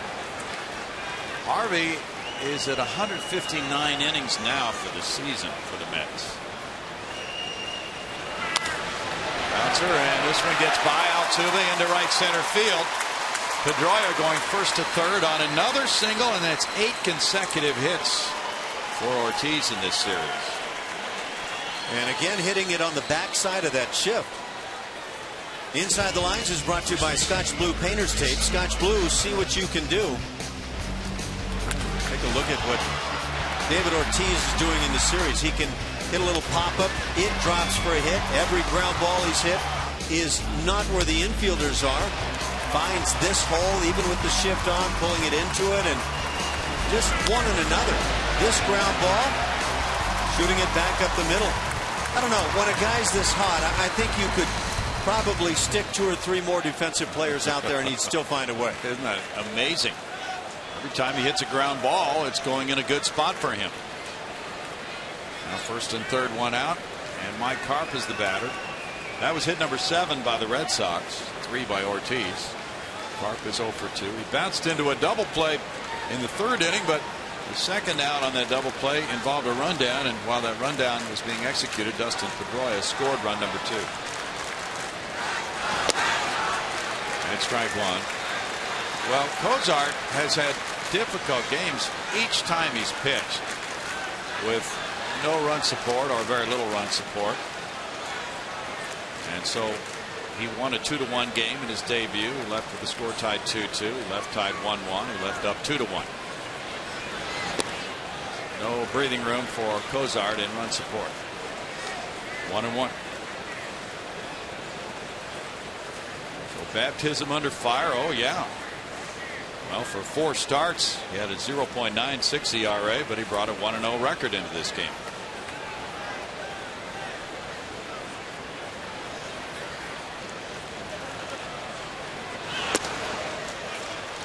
Upstairs for ball 2 to Carp. Well, if Cozart doesn't watch out, he's going to hit that 100 pitch mark here, possibly in this inning. And it's really the first time where that pitch count is coming to bite him, obviously this early, but still, I mean, he's got great stuff tonight. He's battled. The Red Sox are just finding ways to push a couple of runs over across the plate. They will really test a pitcher.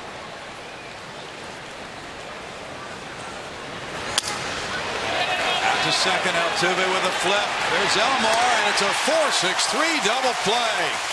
Coming at a great time for Cozart. It's no runs a hit, and the runner stranded at third. He keeps the game tied at 2 with his second double play of the night.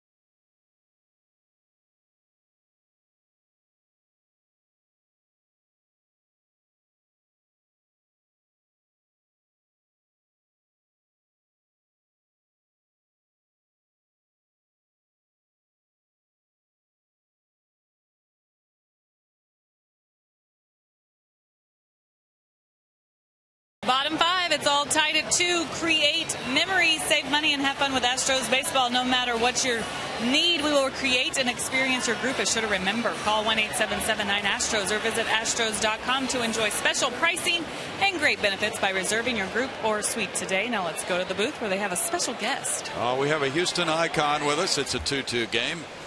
Matt Dominguez taking ball one as we are joined by the man they call the golf doctor, Charlie Epps. And I had not had the pleasure of meeting you until tonight. Great to meet you. Thank you. And you got to be a busy guy this time of year. Well, I just got back from the PGA last night. I was up in Rochester with Uncle Cabrera, my student. I was going to say, Houston icon. He's a worldwide icon now. That's right. Yeah. That's right. But so yes, the PGA is getting ready to start tomorrow, and it's setting up to be quite an event. Well, we've been watching Cabrera, of course, and the British as a comebacker. Yes. And that was fascinating. Now tell us about what your expectations are for the PGA starting tomorrow. You know, a player like Angel can strike at any time. He's proven that he can handle the heat. He can win the majors, Masters. You know, he lost in a playoff this year. With 8 holes to go at the British, he was right in there this year. So it's been amazing. You know, it's an interesting story. Poor kid from a South American country to come up here and beat all the icons. My hat's off to the guy. Absolutely. L.J. Ho's the batter, and you've been a fan of baseball for a long time as well. Oh, Charlie. yeah, I grew up with baseball. My dad actually played in the farm league with St. Louis in New York, but then Allen came to town, and I've loved baseball ever since. Yeah. I didn't have anything to do with that, Charlie. Yes, she did. Yes, she did. You and Reynolds. Huh? Victorino with a catch on the Ho's fly ball. Yeah, those were great times. Jose Cruz? Yeah. You don't want his golf game anywhere near you. No, that's okay. But the best comment I ever heard about a pitcher, J.R. Richard, he had the shortest fastball in the league. Yes, he did. I mean, but, yeah, we had some good times back in the 70s and 80s. And Hal Lanier came to town. Yep. But Hal loved to play golf. Of course, a bunch of us did as well. Oh, yes. Still do. Yes. Jake Elmore taking strike one, and we find that fascination. And, of course, starting pitchers love to get out and play. They have more time. Right. But you think back down through the years about the guys like John Smoltz, Tom Glavine, who have been out there on the golf course. And Larry Dierker was always a big advocate. Yes, he was. Golf. And when he took over as a manager, he was working with Darryl Kyle, and Darryl said at the end of the season, "What do you want me to do next year?" He said, "Play golf." That's right. Because you need to manage around your mistakes on the golf course. That'll help you on the mound. That's exactly right. And it takes some time and a lot of time on the road. You've got to play some golf. So, Charlie, you're at Champions now. Yes. Last time I saw you, you were doing yoga and hitting at about 330. And yes. So I don't know what's happened since. I'm doing yoga and hitting at 120. But no, Jackie Burke called me in April and asked me to come out to Champions to help out, and I was very honored to do that. I've been working for Redstone for 12, 13 years, and they changed hands, and so to get out there and be with Jackie, who's 90 years old, hits balls every day. To practice my trade, it's fun. Yeah. Well, I hope you don't mind if I give you a call sometime this fall. We'd love to have you out. Alan's got one of the all-time. He's got some speed. He's legit. Yes. Speed doesn't translate to fairways, however. A couple of weeks ago when Oakland was here, yes, we had the pleasure of going to Champions, and we saw his office and all those. Oh, the memorabilia. That's fantastic, isn't it? Yeah, Jackie has been a great Houstonian, and him and Jimmy DeMerit created a golf facility that's a national treasure. We've hosted the Ryder Cup in '67, the U.S. Open in '69, 4 tour championships, countless Houston Opens, the U.S. Amateur, Ladies U.S. Amateur. And the interesting thing is the golf course has never been touched. Back when Jimmy and Jackie designed it, it stood the test of time. We need to take a break. We'll be right back.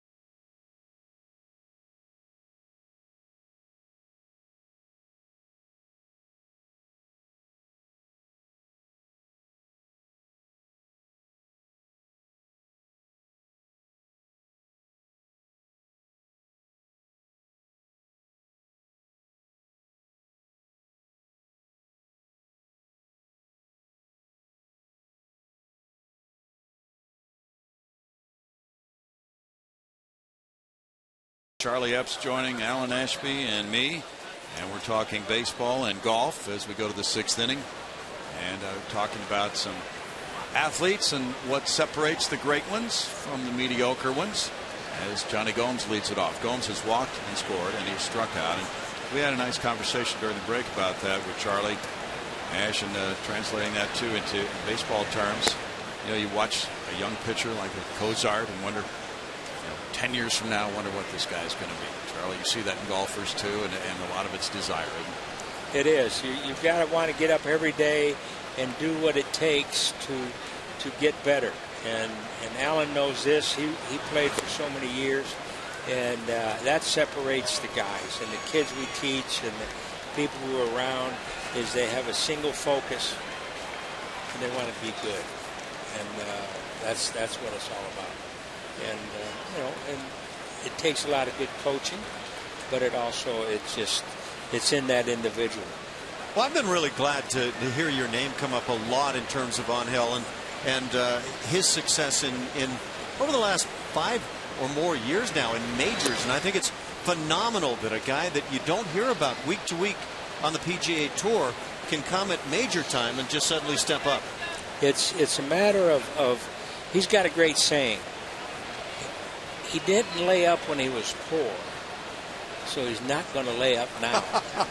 So he's a little bit of an Arnold Palmer, I guess. That's exactly right. Yeah. Hit it, let's go find it. And he doesn't get upset if he plays poorly. He treats every tournament the same, but he gets a little more focused. And he grew up poor of the poorest, and he was driven to greatness. And it's just a great story. It's just like a lot of these baseball players from Latin America. The poor kids beat the rich kids. We'll get to Astros trivia, brought to you by your local Toyota dealer, and show you the question here. Maybe Charlie will pick out the answer on this one.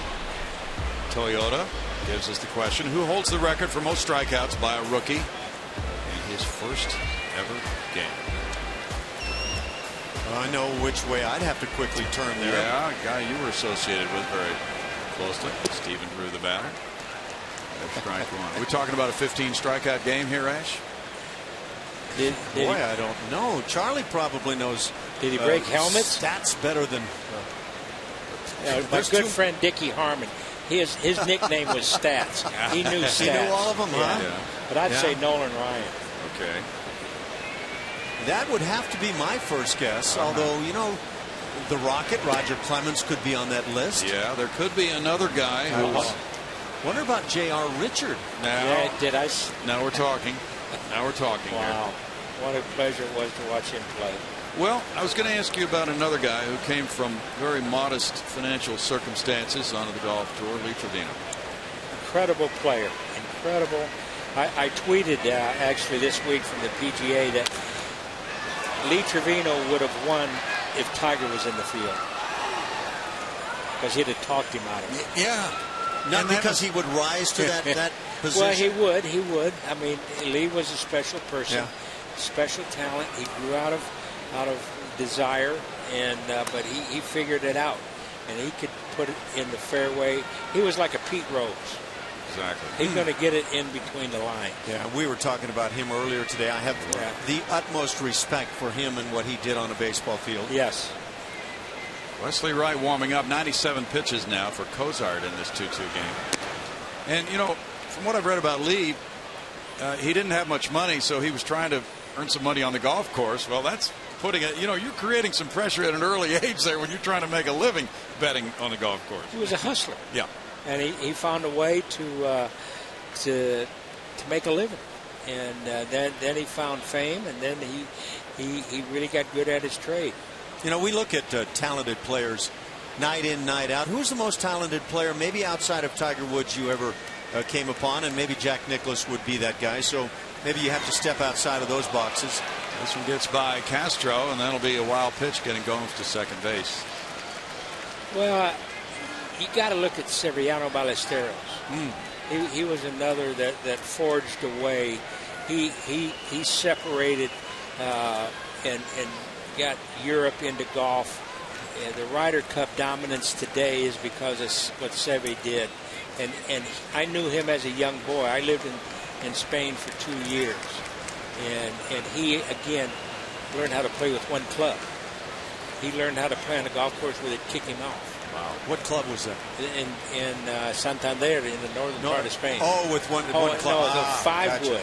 Gotcha. Really? No, 5-wood. No yes, kidding. Yes.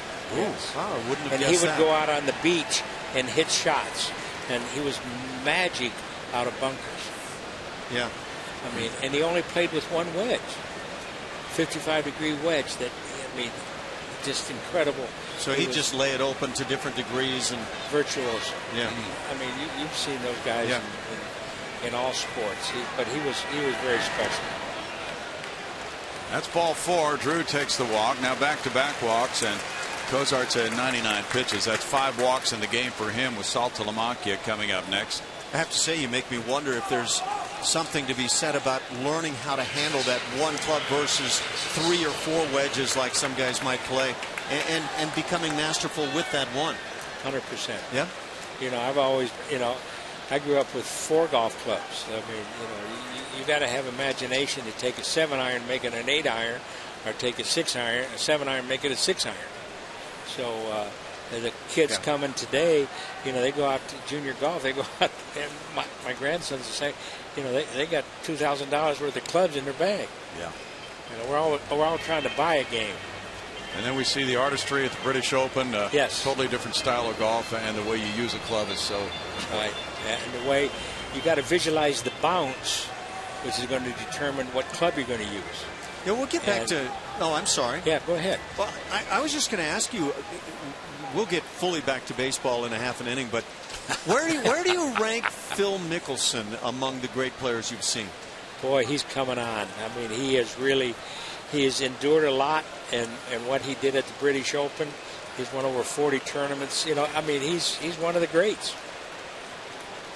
Well, that'll be it. Bo Porter trying to buy some time for Wesley Wright to warm up and turn Saltalamacchia around to the right side, it would appear anyway.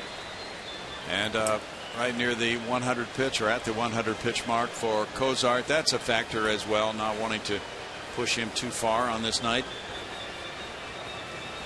So Charlie Epps, we're going to have a pitching change. We're going to duck away for that. And thanks so much for joining us. It's been Bill, great to meet you. It's a pleasure. I will give you a call, Charlie. Thanks. And I predict in 3 years we're going to have a winner here. That sounds well, great. I like your prediction. Let's make that happen. Jim You come Crane. up and join us when it does. I'll be here before then. Okay, good deal. Thanks, Charlie. Thank you for being on with us. 2-2 ball game. We're right back after this.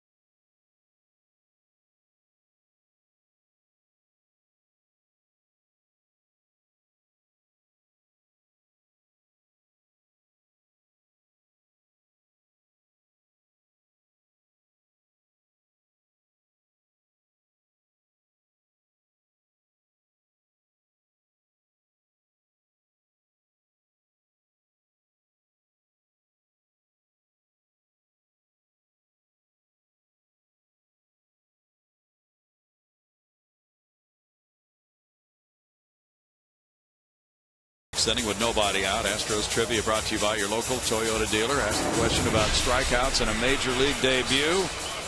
Who had the most? By a rookie in his first ever game, Carl Spooner in 1954. J.R. Richard tied it in 1971 with 15 strikeouts. Well, I had no idea on Carl Spooner, but were you going to guess J.R. Richard? Yes. Good work on your part. I have a feeling it might have been more than a guess. Well, I was trying to think of Spooner as well, but his name wasn't coming. So there's Cozart out of the game now. Bo Porter over.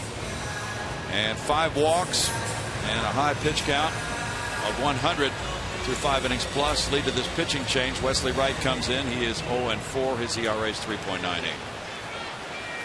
Left-hand hitter still hitting 300. A little bit robust against Wesley Wright. The on-base percentage sky high. Trying to carve into those numbers now. Saltalamacchia has hit 202 as a right-handed batter. So the Astros turn him around by bringing in the lefty. And he looks at strike 1. And he has a double and a single batting left-handed in this game against Cozart. 202 against lefties, 1 homer, 8 runs batted in. With Josh Zeid and Travis Blackley warming up now. So Bo Porter will try to piece it together here.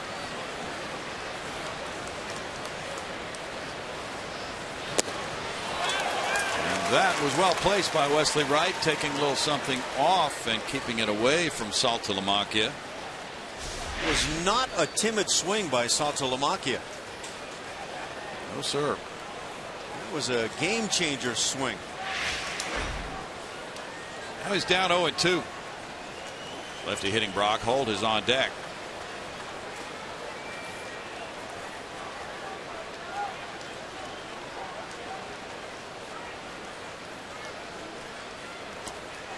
He got him on strikes with the bat tumbling away from him for out number 1. Great job by Wright.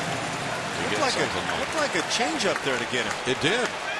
He had him way out in front. Wesley, not a guy that is really known for the change, but that certainly appeared to be that pitch. Good time to break it out.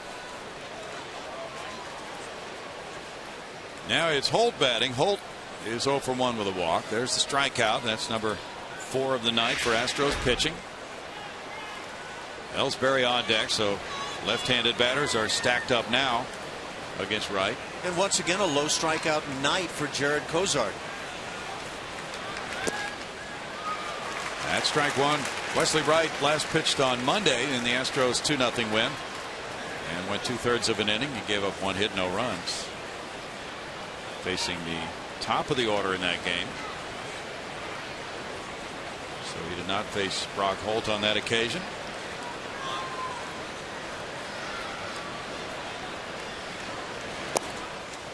This is there, and it's a 1-ball, 1-strike count.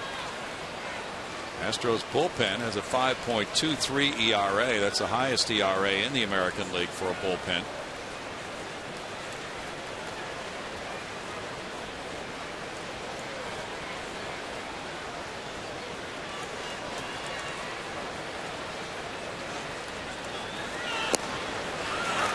That's a pitch, and it's 1-2. Wesley Wright's in a nice groove tonight.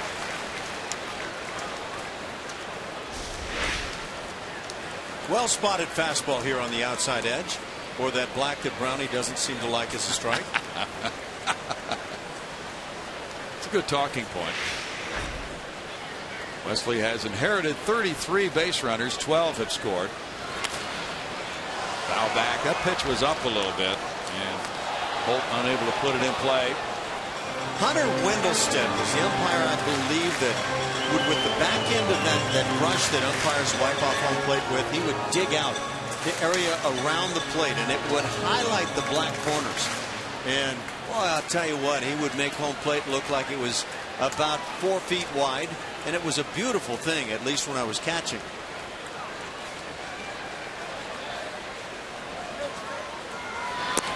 So it looked like a platform? Oh, it did. The black area that actually surrounds the plate is, well, each black area I want to say is probably 1.5 to 2 inches broad, and you put that on both sides of the plate, and all of a sudden it would look so prominent.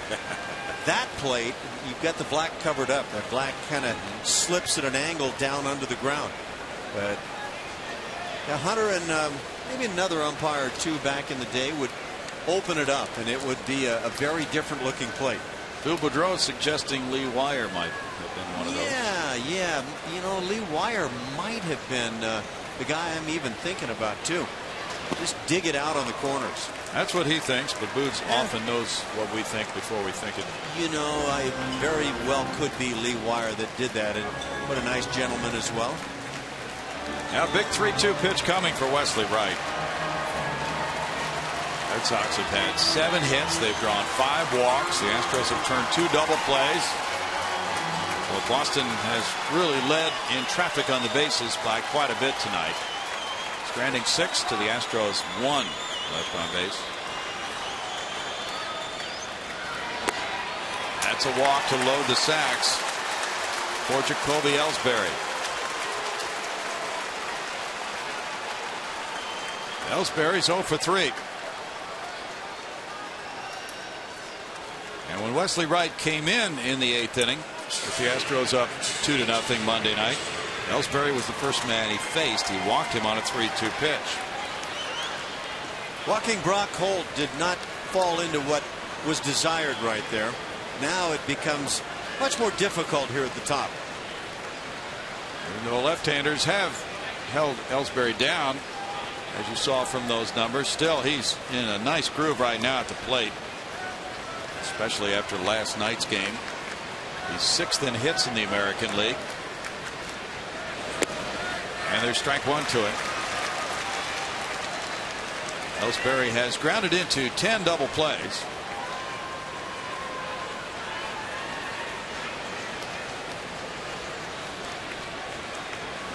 And Butterfield, the coach, at third. As Gomes at third, Drew at second, Holt at first. And that was fouled into the crowd. Now no balls, 2 strikes for Wesley Wright. The Red Sox here in the crowd again tonight. Well, the Red Sox will be meeting the New York Yankees in about 10 days. Should be a very interesting series.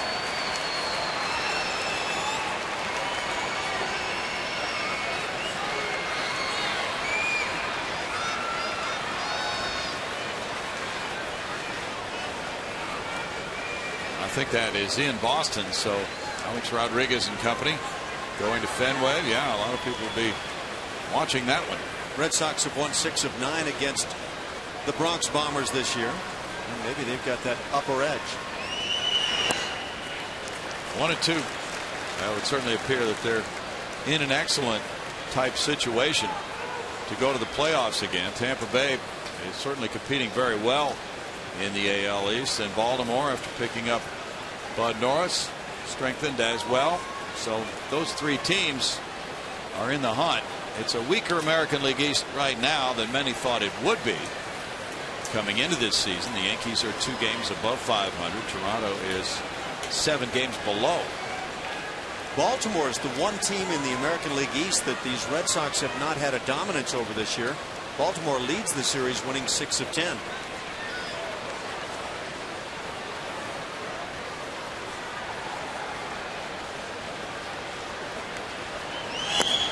Now it's 2-2 after being 0-2.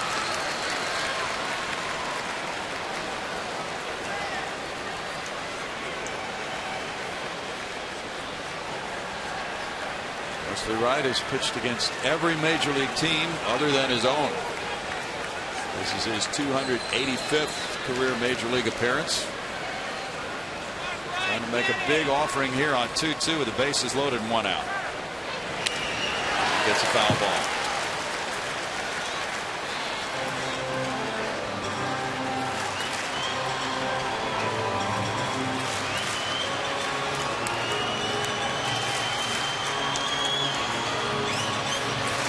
Very good ball game tonight. The Red Sox have been pressing their case. In every inning, they have had at least 2 men on.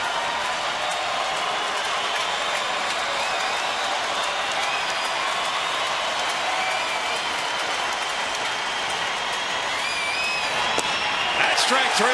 Big pitch for Wesley Wright. 2 outs.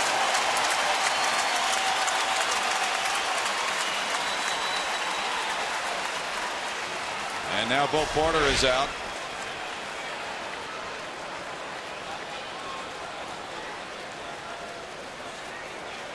Sometimes these very patient hitters will patient themselves right into these caught-looking scenarios. Switch hitting Shane Victorino due up next, but he batted right against the right-hander Cozart last time. So a right-hander comes in with the score. Red Sox 2, Astros 2.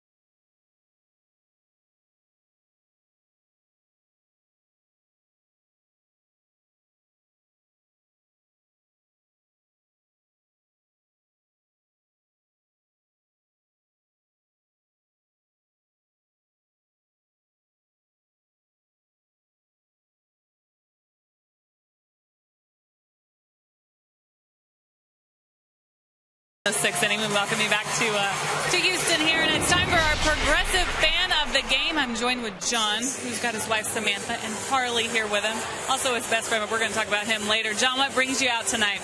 Well, we're celebrating our one-year anniversary. Saturday night, we will have been married a year on top of the Union Tree Station. It was fantastic. We had a ball here, and my best friend is a Red Sox fan, and he's here tonight to watch the game, and unfortunately, he's going to leave a loser. Well, all right, I like where you're going with that. And the Astros won when you guys got married. Here's your goodie bag. Oh, thank you. Congratulations for being a progressive fan of the game, Brownie. What a great place for a wedding. Yeah, that's a good story. Thanks, Julia. Hope John enjoys what he sees tonight. Josh Zeid in the game. Now Victorino is going to turn around and bat left. He is 1 for 3. The switch hitter keeps us guessing. And Zeid, who was born right in the midst of Red Sox country, New Haven, Connecticut, went to Tulane University. Comes in now with a whip of 0.69, ERA of 0 for his first 4 major league games. He pitched last night, an inning and 2/3, giving up 1 hit, no runs. That's in the dirt, ball 1. Very nice job by Castro. Sure was. A lot of trouble spot here for Josh Zeid. Bases loaded, 2-2 game. His 5th major league appearance. I find myself wondering about Shane Victorino and the right-handed at bat against Cozart. If it could in any part be commentary to that cutter and the fact that, as Carlos Corporon said to me before the game, that it just comes in and eats the left-hand hitters up. Now, yeah, there is a hip issue obviously going on for Victorino, but I wonder if he just felt like maybe this is the time. Good question. That comes in for a strike. 1-1. Josh Zeid, part of that trade from the Phillies 2 years ago in July, along with tonight's starter Jared Cozart, John Singleton, and Domingo Santana, a young outfielder in the Hunter Pence deal.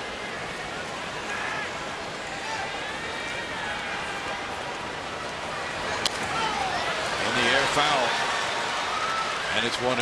Zeid and Charjang Low both promoted to this big league club as the Astros did a bullpen shuffle. And his contract was selected from AAA on July 30th at Oklahoma City. He was 4-1 with a 3.50 ERA, had 13 saves in 43 appearances there.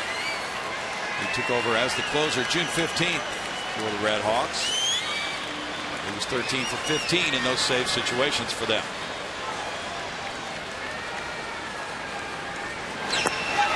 Victorino is out on strikes. On on the call by Brian Knight at third. What a job by Wes Wright and Josh Stein. And the bases are loaded when it ends. A strikeout of Saltalamacchia, and then Ellsbury, and then Victorino to keep it tied at 2.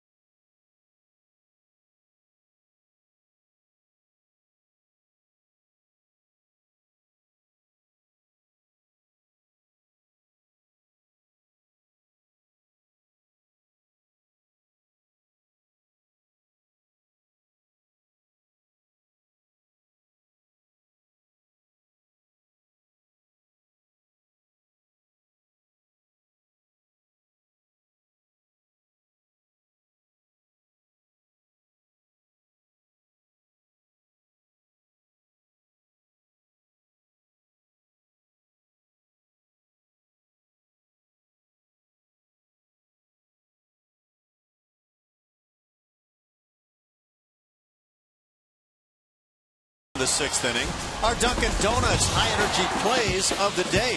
We're talking about here recently the left-handed bat that has been driving balls out of the yard for the Astros, Robbie Grossman. All 3 Major League home runs left-handed and all 3 bombs. Robbie Grossman is redefining who he is offensively. He was the guy that stung it right-handed and kind of slapped it around left-handed. Maybe a different guy blossoming now as a left-hand hitter. 2-2 game, and Robbie with strike 1 comes up for the 3rd time. He ripped that 2-run homer in the 3rd after striking out, looking in the 1st. Since his recall, he's gone 16 for 34 with 3 homers, 9 runs batted in. Cozart in 5 innings allowed 7 hits, 2 runs, walked 5, struck out 3. That one almost hit Grossman, 1-1. Wesley Wright, 2/3 of an inning, no hits, no runs, 1 walk, 2 strikeouts. And the Red Sox 0 for 9 with runners in scoring position in this ball game. That's a deep drive to right field. Victorino back over him, and it bounces off the wall. Robbie Grossman continues to bring the thunder. That's his 8th double. This ball was flat smoke. In fact, it was centered up a little too much. If you're thinking about trying to drive a ball out of the ballpark anyway, Robbie Grossman continues to redefine himself. And he does it on the breaking ball. That's a good swing. That is not the swing of your little slappy left-hand hitter. Another laser shot for Grossman. And the Astros get hit number 5, 2 by Grossman. That's his 8th 2-base hit. He's in scoring position for Barnes now. Barnes twice has grounded to shortstop. The Red Sox are looking for a bunt with Holt in tied at 3rd. Harp in close at 1st. Showing bunt. Barnes takes it, ball 1. Altuve on deck. Red Sox have stranded 9. Dave Tremblay with signs. Astros have left only 1. Mike Carp really drawing in on that first base side. And that's certainly a guy who could turn into a difference maker on this play. But likely should go 3rd base side if they do it. Well, Barnes swings away. That might back him up a little bit. 1-1 to count. If the bunt happens to be on, and now Dave Tremblay wants to have a little bit of this conversation, ideally you want the third baseman to have to make the play. With runners in scoring position tonight, Astros pitchers have been constantly under pressure by the Red Sox.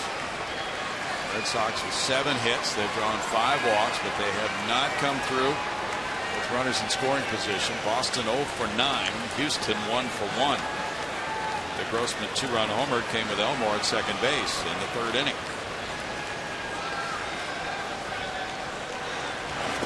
In the dirt, it kicks away, and that'll get Grossman to third base on a wild pitch. And that changes everything. Nobody out, and if you're wondering, yeah, what about the squeeze now? Boy, I sure wouldn't be inclined to turn that direction with nobody out. No, sir. See if your center fielder now can become the RBI guy. Barnes did put down a successful squeeze bunt in the 2-0 win over Boston Monday night in the 7th inning. Infield moves in. Favorable count here for Barnes. Now 2-2 as Dempster uses his knowledge of pitching. Kind of an over-the-topper, but that's the slider. A little too hard to be his curveball. He's been effective with that slider and the splitter throughout the night. And I wouldn't, if I'm Barnes, think I'm going to get some kind of a fastball right here. Roll foul. No, in fact, you probably would expect the opposite from Dempster. That likely was the splitter. Look, acted more like a regular changeup, but probably just slipping out of the fingers. Been such a good pitch for him again tonight. It would seem to be the type of pitch he would consider very prominently with a runner in third, nobody out. Try to get a strikeout or perhaps a weak ground ball, but that might be able to get Grossman home depending on where it's hit. Up the middle always works well in this situation. Yep, the only guy that gets in the way is the pitcher, and most of the time he's really not a fifth infielder.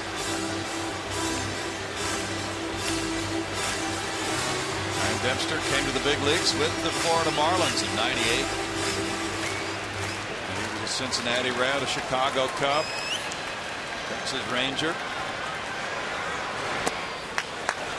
Good take by Barnes. Nice job laying off. 3-2 for Brandon. Dempster has cranked out the 200-inning campaigns. He's had 7 of them. Altuve on deck.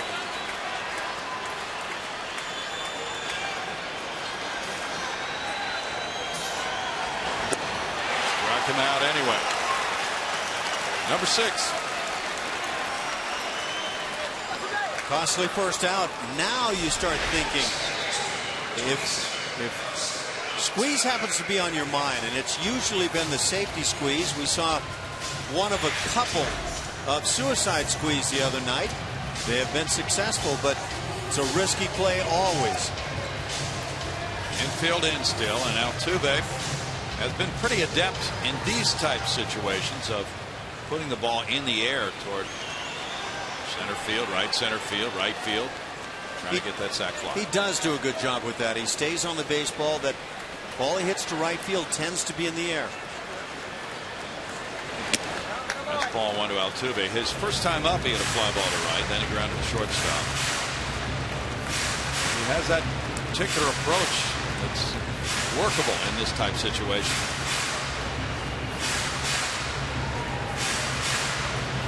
Jose Altuve, and pardon me, Bronny, in watching the signs from Dave Tremblay, Jose takes both hands and adjusts the batting helmet. Is that a response? Yes, I've got the squeeze, or just a bluff to let everybody maybe think that way? Just a bluff. Yep. 1-1. The squeeze has been a staple for the Astros this year, as you mentioned, Ash. Usually the safety squeeze. Usually because of the nature of the squeeze and how it can put that runner in a precarious spot coming down from third, most teams will use some sort of an answer from the hitter.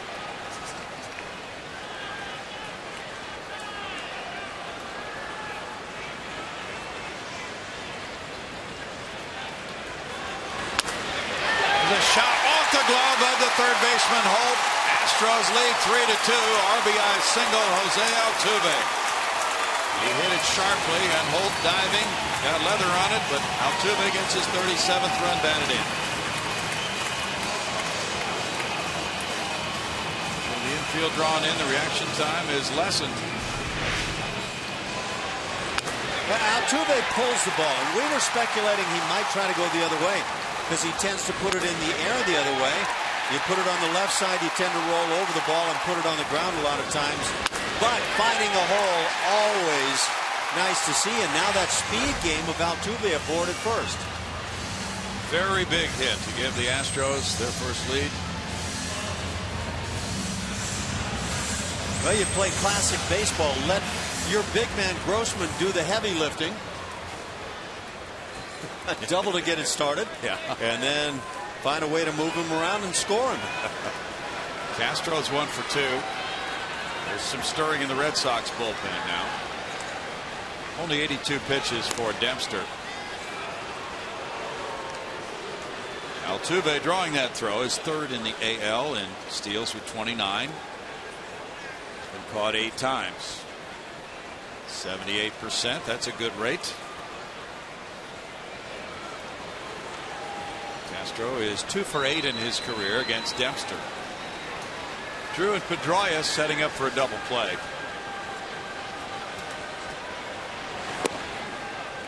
And it's ball 1. Stolen bases are the subject of Firestone Complete Auto Care Extra Mile Index. And of course, that running game has become what the Astros have maybe been doing as well as anything else that they've been doing of late since the All-Star break. And since Jonathan VR has been on the scene, they just run. And they're bringing everybody into that game. And we'll see now if it might be a part of what they do. Altuve diving back. Dempster made it pretty close.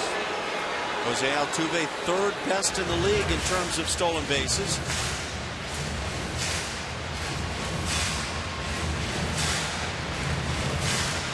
The Astros have stolen 28 in the last 15 games.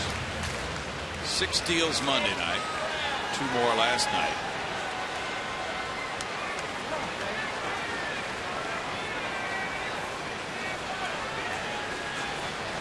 And after holding the ball a long time, Dempster gets it back over first. Of course, it's the Red Sox center fielder Jacoby Ellsbury who leads the American League. 40 bags, caught just 3 times. Great figures right there. Rajai Davis is next, and then Jose Altuve, and he's been gaining ground.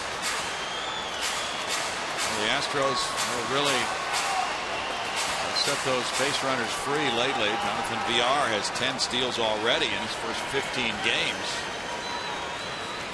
That's the most steals any player has ever had in his first 15 games with the Astros. Altuve's been running. Robbie Grossman's been running. Barnes with 9 steals. 1-1. LJ Hose has a couple of steals, so they've been passing it around.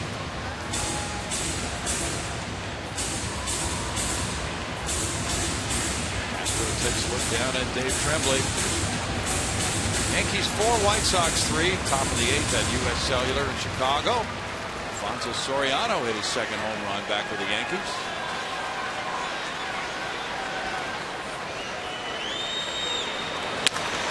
Ripped toward the right field corner. Altuve digging for third.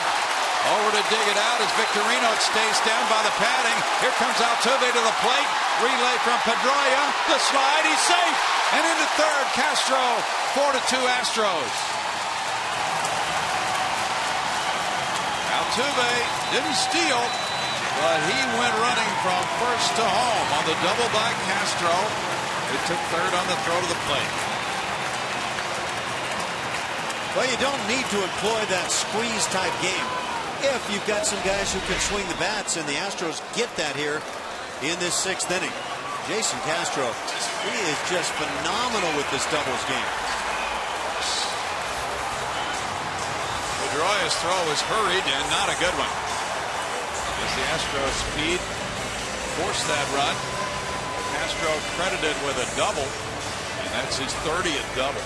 Nice job by home plate umpire Mark Carlson to get his nose right in on the play. Now the infield coming in for Mark Krause. Krause is 0 for 2, a strikeout looking and a double play. He slings that one foul for strike 1. Now you got to go if you're Altuve. Ball just now getting into the corner, and Altuve's got a long ways to go. But coming around third, Dave Tremblay frenetically saying, you got to go, man. That was pretty close at the plate. High drive to right. Victorino back. Castro tagging. Here's the catch. Here's the throw from Victorino. Castro will score. They make it 5-2 on the sac fly by Krause.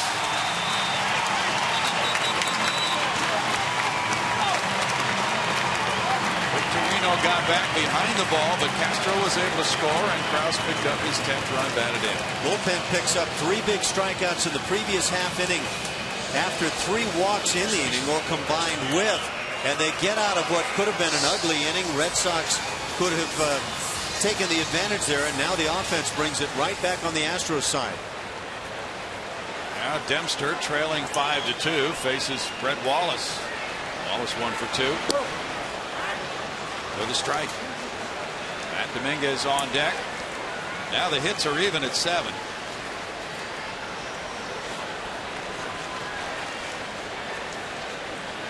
Pedro Beato, who just joined the Red Sox tonight, is warming up. That's a liner over third, but it goes foul. Beato replaced the lefty reliever who went on the disabled list tonight, Matt Thornton, in the bullpen.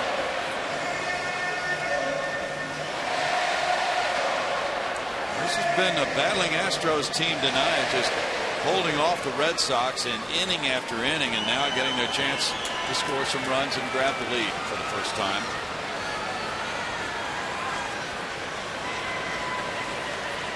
Of course, a much younger team with 37 wins, battling a first-place club with a lot of veterans, well-established credentials, with 69 wins, coming from behind and now getting a 3-run lead. 1-2. Astros, the youngest major league team in terms of average age right now, but playing like veterans at the moment. Well, then it's still 1-2. They haven't really been outmanned quite often against first place clubs when they've played them this year. A win in a series like this could go a long way for these young players.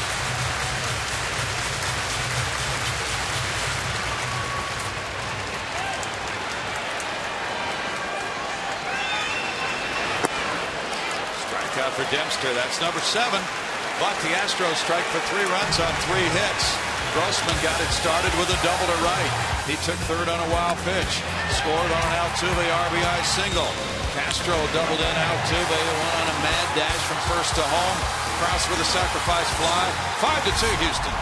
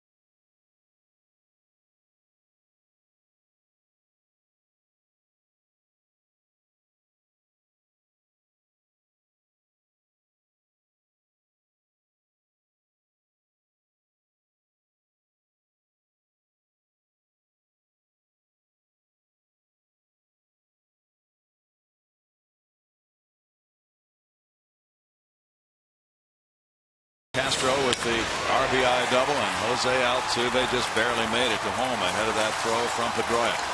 Little icing right here, and took some genuine hustle and a great send by Dave Tremblay, and just beating the tag Altuve. Well done. That was close. Now the Red Sox come up against Josh Zeid with Dustin Pedroia batting in the 7th and taking ball 1. Pedroia 1 for 2 with a walk. And just imagining that this 26-year-old right-hander, Josh Zeid, growing up in New Haven, Connecticut, right there in the heart of Red Sox country, what he might be thinking right now, facing a former MVP in Dustin Pedroia.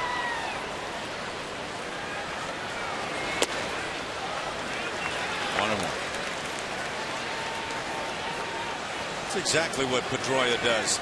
He'll just step back. He'll take a first strike, sometimes even a second. That little bit of an unusual front foot that'll bail toward third base oftentimes, and yet he'll sting it toward right field. One tough out. Check swing call there goes his way from Jerry Davis. 2-1. Don't ever recall being in a situation where you're hearing a hitting coach saying, look, you're a little guy, swing it hard. Usually those are the guys they're saying go back up the middle, just try to ping it the other way. That's not the way it is for Pedroia. He is very aggressive when he swings. 3-1. It's when he doesn't swing that's important as well. Yeah. He has more walks than strikeouts for his career. That's exceptionally rare. And he does this year as well. 58 walks, 57 strikeouts.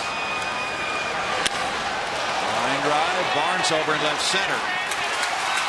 Well, Zeid came in on 3-1, got an out. Yeah, that's actually a very good example of what Pedroia does, though. Wait until he gets the count in his favor and then sting it.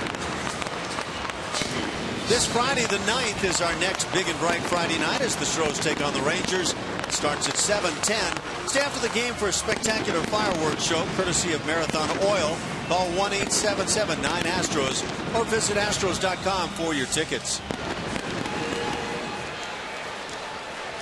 David Ortiz has a string of 8 consecutive hits in this series. Here's ball 1.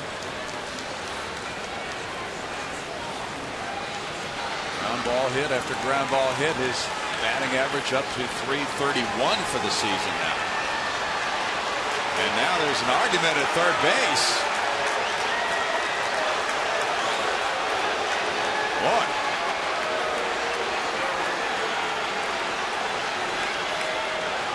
That Shane Victorino maybe still chirping about something from his last at bat, the final at bat of the 6th inning. Well, he struck out with the bases loaded to end that inning, and now he's out there on the field.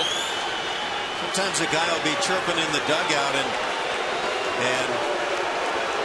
start sounding off at a third base umpire on a check swing, which is exactly what happened on Victorino. He must have been thrown out of the game by the guy who made that call, Brian Knight. Yeah, he's not happy about the call. How can he make that call? And so he gets back in the dugout, and maybe the chirping begins. And I have a feeling you're right, though. My guess would be he's been run. Why would he have been on the field if he hadn't been tossed by Brian Knight? And then the manager, of course, John Farrell, went out to defend his player. So Victorino, by all appearances, has been thrown out of this game. He's gathering up his glove and heading up the tunnel now. Well, that's not good team play. And everybody who's played the game will lose their head on occasions and forget about team and be thinking about me. But that does not serve the Red Sox well. After that delay, it's back to baseball, and Ortiz with a 1-0 count. John Farrell is shorthanded anyway without outfielder Daniel Nava for this series. He's on paternity leave. Strike. 1-1. So that gives even more credence to what you were saying about you think of the team and you think I can't be thrown out of this game. We're an outfielder short already. And you'll hear that in the dugout too. Can't afford to lose, you know. Shut up. 2 balls and a strike. Sometimes that player will just go to magic time before the manager can say anything.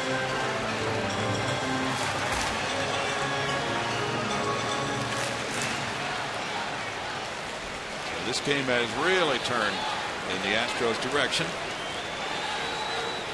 after Boston put base runner after base runner on. Astros pitchers have just been under siege in this game. At least 2 Boston runners on in each of the first 6 innings so far. Now time called by Ortiz. Doug Brocail and the guys on the Astros bench, a 1-2-3 inning will be a nice turn. John Farrell, the skipper, is way down on the home plate side of that dugout, and he starts hearing some of the stuff being said, and now it's too late. And that's the plight of a manager a lot of times. You're trying to be on top of everybody, but you're also trying to watch the ball game and have your head in what's going on. Ryan Knight, the umpire at third, made the call on the check swing by Victorino, and then evidently was the one who threw him out of the ball game after what we could only guess would have been quite a bit of arguing by Victorino from the bench. That's in for a strike for Zide, and that makes the count 3-2. Right?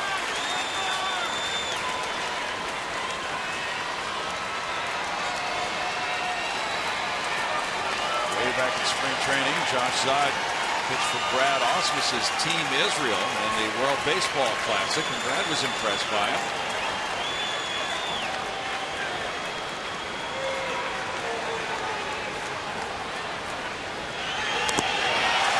Foul ball by Big Papi.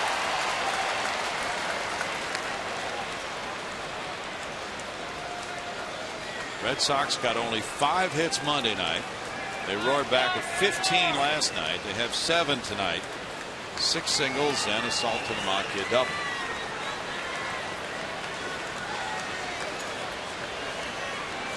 $22,205 the attendance tonight. Broken bat, caught by Brett Wallace, and that ends the string of 8 straight hits for David Ortiz. And the bat that got those 8 straight hits also won't be used again. And that magic lumber is done.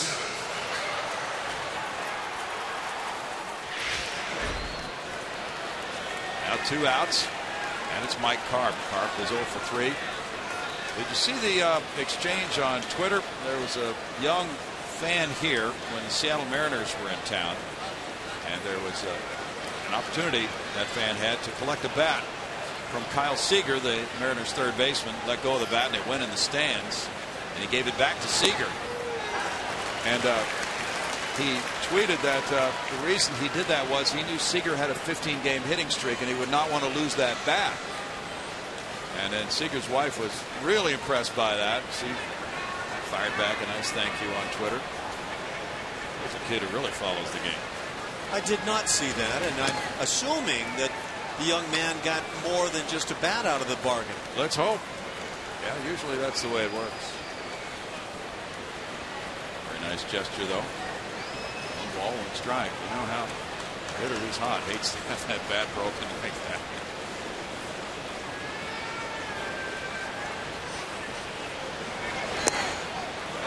Strike makes it 1-2. Well, Big Papi certainly wedged his way up higher in the American League batting race, though, based on what he's done in this series. Mike Karp didn't like this call. He's carping about it. It's in the family. Wonder if he'll be biting on the next pitch. 1-2, maybe a slider, a little bit out of the zone, Ash. He ripped it into right field. So after grounding into 2 double plays the last 2 times up, he puts a good swing on one. Karp's aboard for Johnny Gomes. I guess you'd really have to think about it, but he puts it on a line.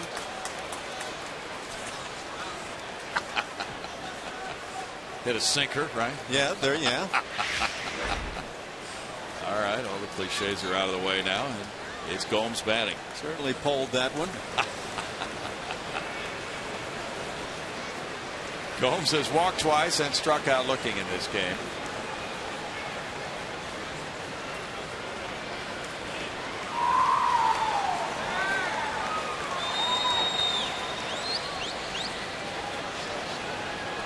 to stay out of the deep end. He doesn't have much of a lead at first.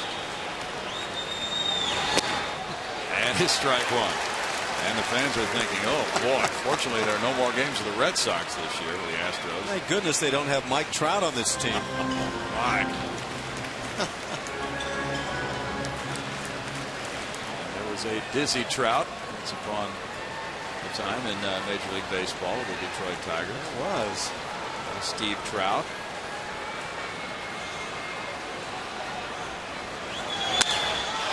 That's a liner to left.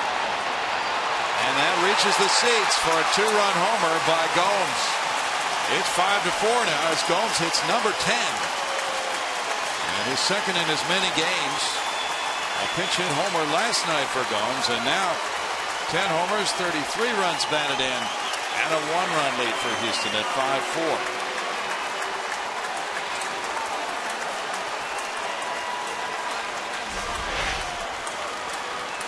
Fastball right toward the inside part of the plate. Gomes has that really short cutoff swing anyway, and I think that plays into that swing. A line drive that finds the first row. Dave Clark taking a look at some charts. And with 2 outs, 2 runs have come home. Stephen Drew, the batter. It's a 5-4 lead now for Josh Zeid and the Astros. Zeid could be picking up his first major league win tonight. Still some work to be done. Bo Porter is on his way to the mound. Stephen Drew, the left-handed batter, will be next. He's 0 for 2 with a walk. Zeid has gotten 3 outs in this game. As Bo pieces this one together, the starter Cozart went 5. Wesley Wright went 2/3 of an inning.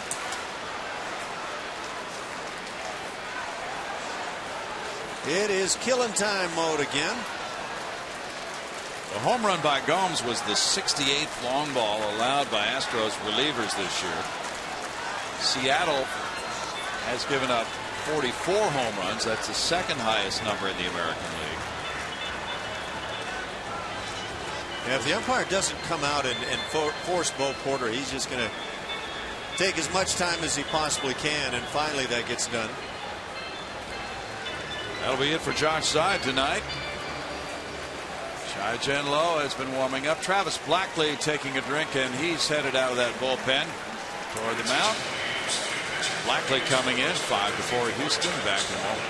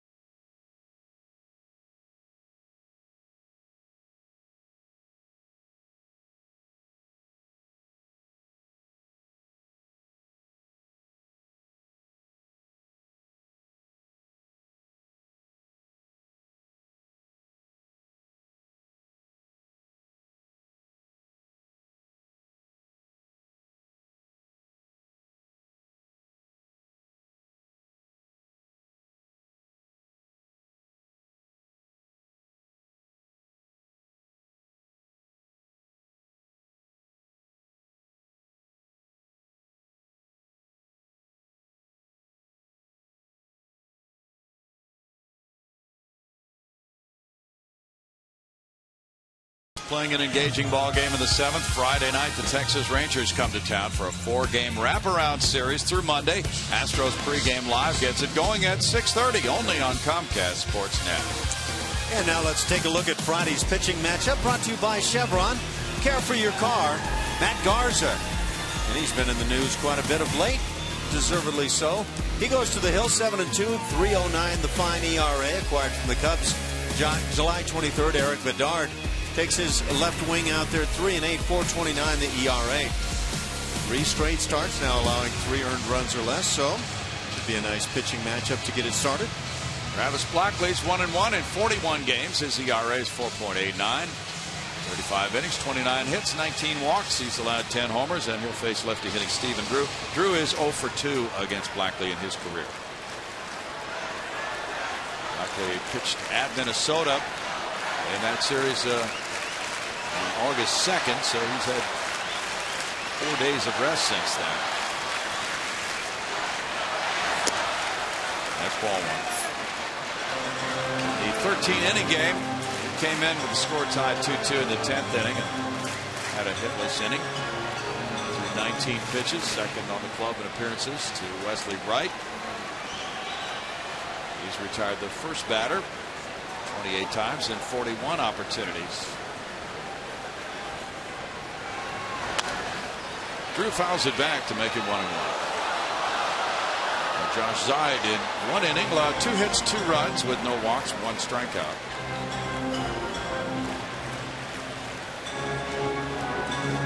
Porter alternating here. Cozart, the right-hander, started. Lefty Wright came in. Right-hander Zeid. Now lefty Blackley. Chai-Jen Low was warming up when Blackley came in.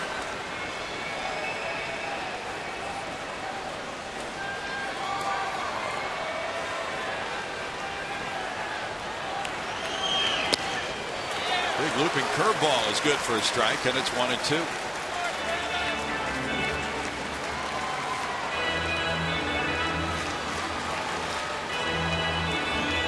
Blackley's second on the Astros with 12 holds, and this would be a hold situation coming in with a lead in the late innings. But only 1 run in this case. Left-handers are hitting 186 against him.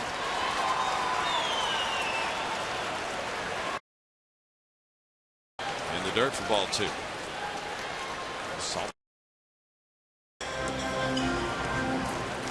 Blackley came from the Oakland Athletics in a trade for AAA outfielder Jake Gobert April 4th.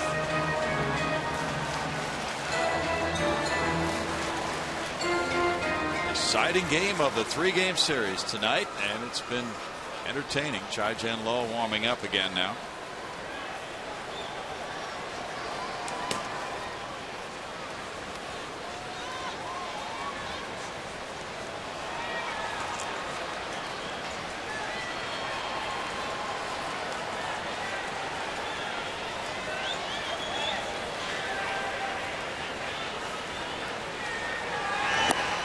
Drew looks at ball 3. It's a full count now.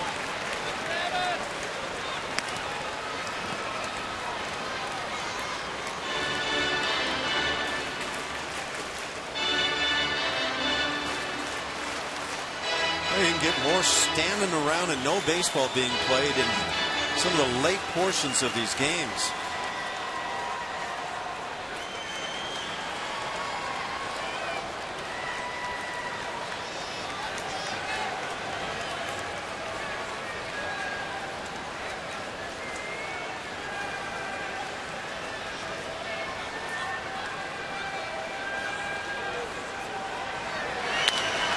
It's a liner out into right center field. A hit for Drew. Barnes will throw into second and hold into a single. He made the aggressive turn at first. That's 3 consecutive 2-out hits for the Red Sox now, and an 8-game hitting streak for Drew.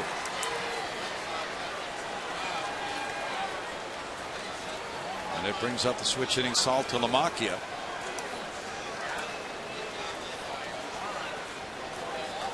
What we're getting with Travis Blackley, a good deal, is 30, 35, 40 seconds between pitches so much of the time, and it just drags the game horribly. Will Porter out for a chat with the infielders here.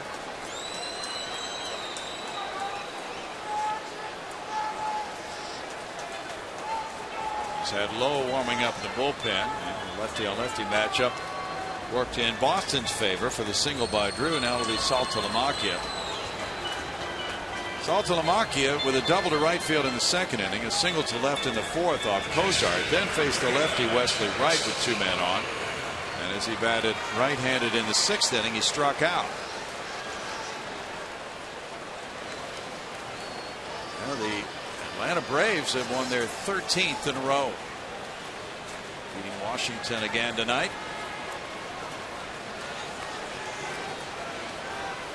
6-3 the final in Washington. They're just running away in the National League East. They really are. Hyde running away. Foul back and there's strike one. No report of any Twitter wars between the two teams tonight. 13 straight wins for the Braves. Physically, I don't know if you can deal with that night after night. That was their 70th win of the year. And Washington now falls to 54-60, 15 and a half behind. Washington's the second place team in the NL East. Wow, is that a big lead in early August. Popped up softly back behind the dish, and it's 0-2. I don't remember that big a lead in recent years between the first and second place clubs in early August. Do you? That's a huge lead. I'm trying to recall any division that maybe has seen that sort of lead, and I don't. That's a monster lead. Craig Kimbrell got his 36th save tonight.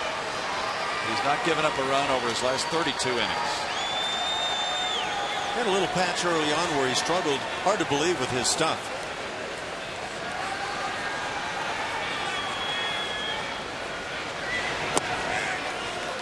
That's a 1-2 count. Kimbrell kind of the right-handed Billy Wagner. Yeah, Billy actually worked quite a bit with Kimbrell when they were both together. Justin Upton went 3 for 4. Homer drove in 3.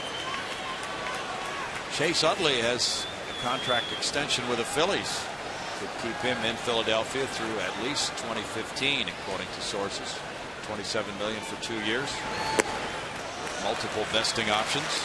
2 balls, 2 strikes. There had been some speculation that Utley might be available in a trade to the deadline. He'll turn 35 in December. He would have been free agent. Well, it also says the Phillies apparently are committed to continuing to try to be a contending team. Yeah. Big 2-2 pitch. If it goes to a full count, then Drew will be running on the next pitch.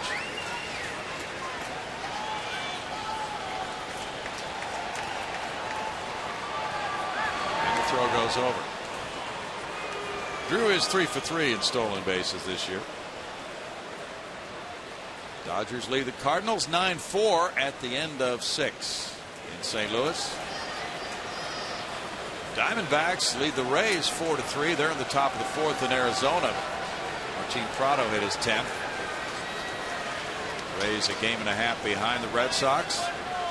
Tigers and Indians tied 4-4. They're in the 12th now in Cleveland, bottom of the 12th. Miguel Cabrera belted his 33rd homer. Now it's a full count. And Stephen Drew will be taking off for second on the next pitch.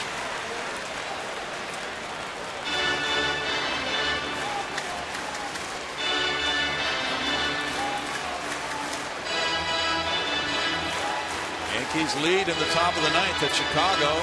They're up on the White Sox 4-3. Where is Joe West when you need him, Brownie? Yeah, with that stopwatch. Of course, with men on base, the pitcher's not bound by that 20-second time limit.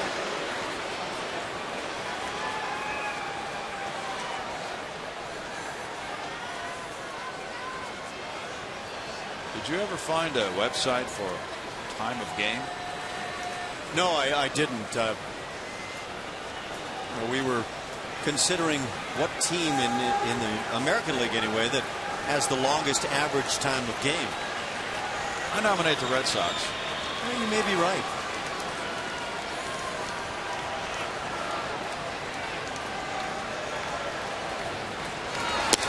Ball 4. It is certainly being added to for the Sox right now. Now another left-handed hitter, Brock Holt, is being called back. Mike Napoli is available on the bench. Let's see if he's the right-handed hitter who's coming out to pinch hit. Napoli 0 for his last 14. And Bo Porter. Think about this situation. It's Brandon Snyder, not Napoli. They'll save Napoli for later on. Snyder is the pinch hitter for Holt, and probably stays in to play third base. Snyder started at third base Monday night. He was 0 for 3 in that game. Snyder, a former Texas Ranger, comes up with a pinch hitting assignment now, and Bull Porter wants to make a change of his own. He's had the right-hander Lowe warming up. They'll be bringing him in with 2 outs and runners at first and second with a 1-run lead. It's 5-4 Astros. Back in a moment.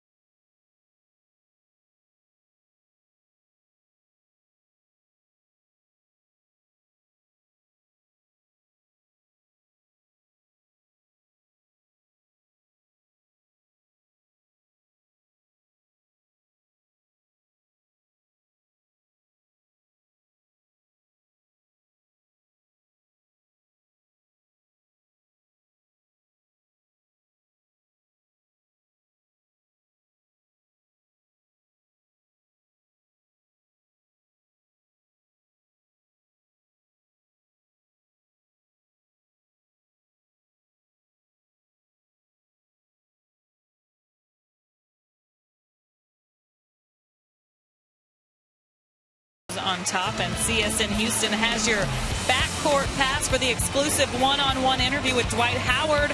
Rockets backcourt pass, the Dwight Howard interview and press conference. Check your local listings for times and dates, and we'll let you take a look at some upcoming Rockets games. That's right, I said upcoming because it's around the corner. October 30th they get started, guys. Everybody really pumped up about that season. There you see the early opponents. We'll be watching. Pitcher number 5 on the mound for Bull Porter. He is Chai-Jen Lowe. Lowe elevated from the minor leagues to help the Astros here the last couple of months. He came up in late July. And he made his debut at Baltimore in the 11-0 win. Now this will be his 4th major league appearance, actually. Got a good arm, too. He'll get mid-90s with the fastball. I guess a big question for Lowe is, can he stay healthy? Especially if you're asking the question over the course of an entire season. Born in Taiwan, first Taiwanese player ever to play for the Astros, 26 years old. Last year he pitched in the Gulf Coast League in 11 games at Lancaster, trying to get his health back. He had been the Astros' number 5 ranked prospect back in 2010, but just has not been able to get on the mound very much since that initial professional season of 09. Brandon Snyder at 220 has 2 homers. He's driven in 7. Pinch hitting for Holt.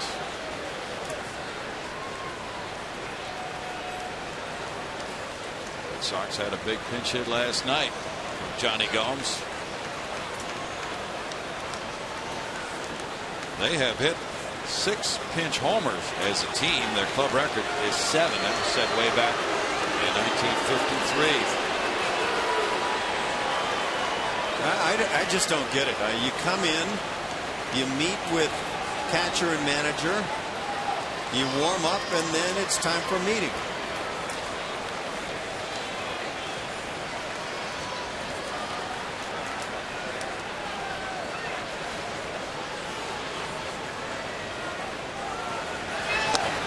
Strike 1 to Snyder. Good splitter.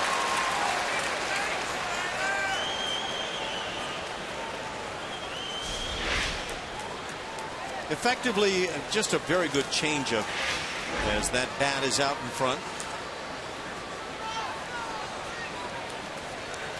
Lowe had a good spring. The Astros like what they saw of him. It started, of course, in the minor leagues.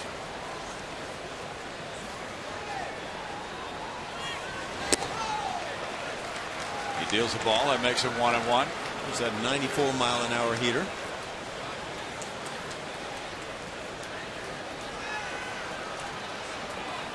Lowe moved up. He had been in the low minors, Class A Quad Cities, Class A Tri-City this year, and then up to Double-A Corpus Christi July 10th. 7 appearances there. And made his debut at Baltimore July 31st.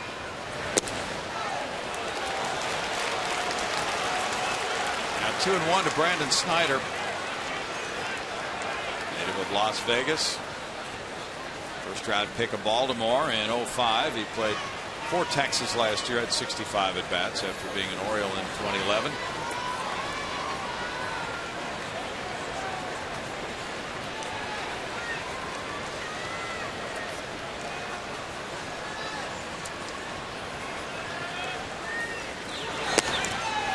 Off the plate for ball 3, and it's 3-1 now for Chai-Jen Lowe.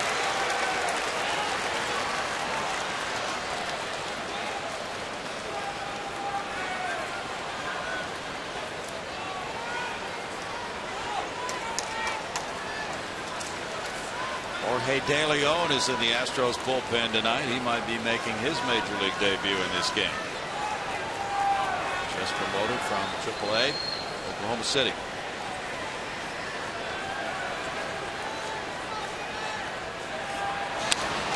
Oh, it was right there, but Snyder could only foul it at 3 balls and 2 strikes now. 94 miles per hour, helping Lowe to prevent that pitch being put in play. Now the runner's in motion.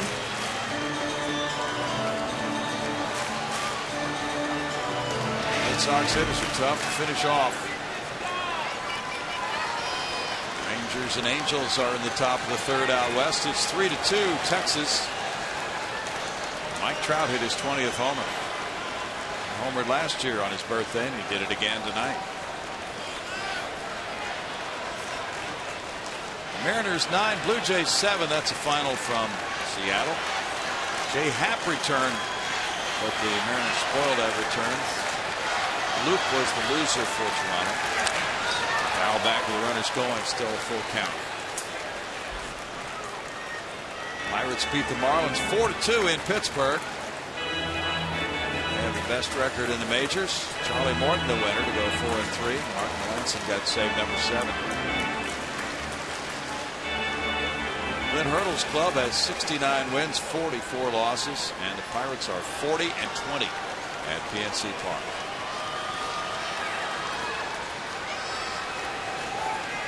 They have won 4 in a row. Runners take off, and there's a swing and a miss, and Lowe strikes out Snyder to end the 7th inning. 2-run score on 3 hits. 2 men are left. The Red Sox have stranded 12. Astros leading 5-4.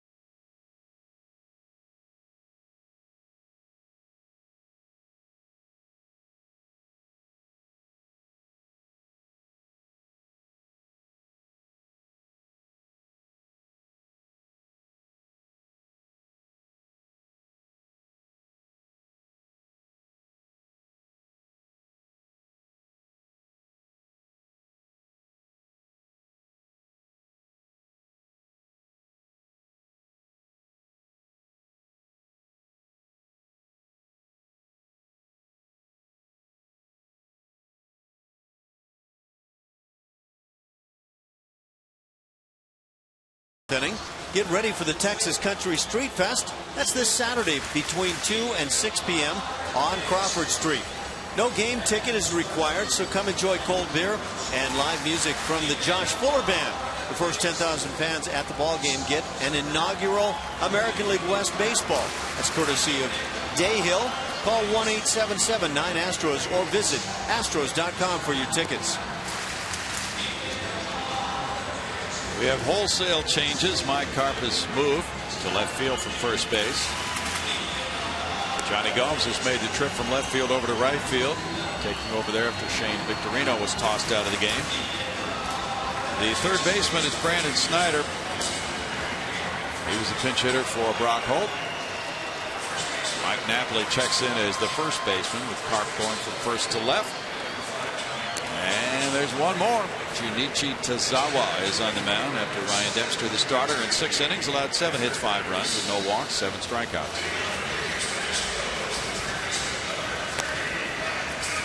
One-run ball game now. Tazawa pitching well this year with a 4-3 record, a 2.88 ERA in 51 games for the Red Sox. Look at the walk to strikeout numbers, 8 to 54. Pretty impressive right there, and you can see the whip reflects the fact that not many base runners are on against him.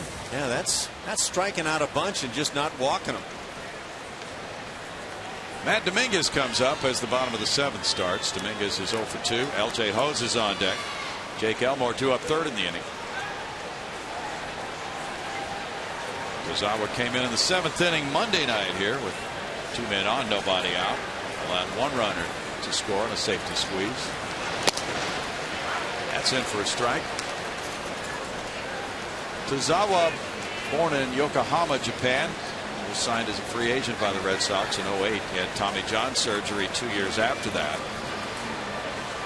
and then only pitched 3 times in 2011. 37 appearances last year for the Sox, but always good to walk the strikeout numbers. There's that hesitation. He really has a late hesitation too. He brings that foot down and then hesitates before he plants it. And we've seen so many Japanese pitchers down through the years who have that sort of a stop point and then they pick it up again. But this one is probably unique among the ones I've seen, Ash, the way he hesitates with that front leg. Yeah, I've never known exactly what that's about. I assume it's for balance, to stay on the back leg a little bit longer. See how that pause takes place. Johnny Gomes comes over into foul territory, sliding catch. That's quite a play by Gomes. It's just moved from left field to right.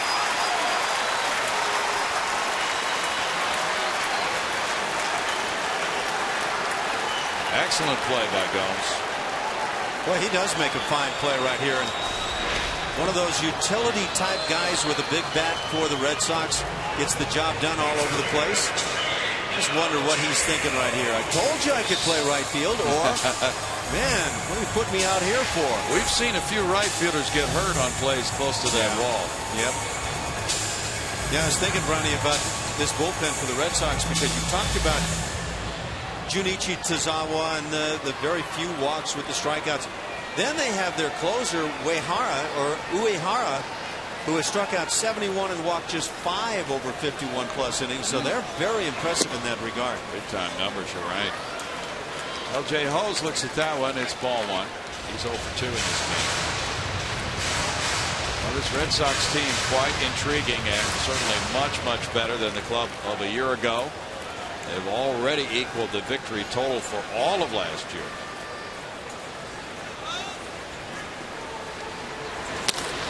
Fly ball goes out to right field. Johnny Gomes finding this one routine. 2 outs. But last year's club lost a staggering 1,587 man games to injuries. That's the second most since Baseball Prospectus began tracking that data. That's for instance, if an outfielder misses 30 games, and that's one figure, and you add them all together, and that's how many man games they lost last year. 1,587. Yeah, that doesn't give Bobby Valentine much of a chance, but they seem to get off on the wrong foot with Bobby V for some reason. And wonder what that would be. Yeah, well, seemed like right back from day 1 in spring training, even with some of the coaches. Yeah. I know I had some conversations with an unnamed coach for the Red Sox a year ago who just had nothing good to say. It just didn't go well from day one. Okay. Strike one to Elmore, who has a double and a run scored in 2 trips. Starting at shortstop tonight. And there's strike 2. Well, currently on the disabled list, catcher David Ross, pitcher Clay Buchholz, and he was off to a fantastic start. Daniel Nava's just missing this weekend on paternity leave. Other injured pitchers, Andrew Miller, Andrew Bailey, Joel Hanrahan. And you have some more players, Ryan Kalish, Franklin Morales, Alex Wilson, all injured currently for the Red Sox. But they're dealing with those injuries. Elmore striking out. That ends the 7th inning with Houston in front 5-4.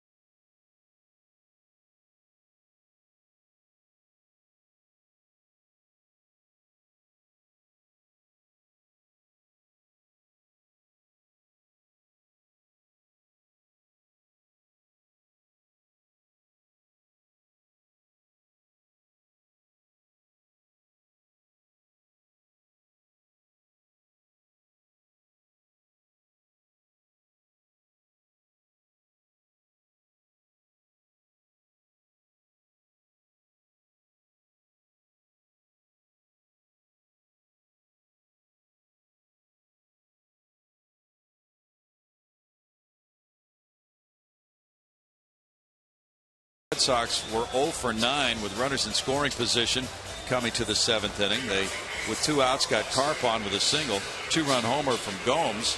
Then they had a couple of more men on, but failed to come through as the pinch hitter Snyder struck out. So they're 0 for 10 currently with runners in scoring position, but still within a run. Meanwhile, the pitch count is fascinating to those who are into these things.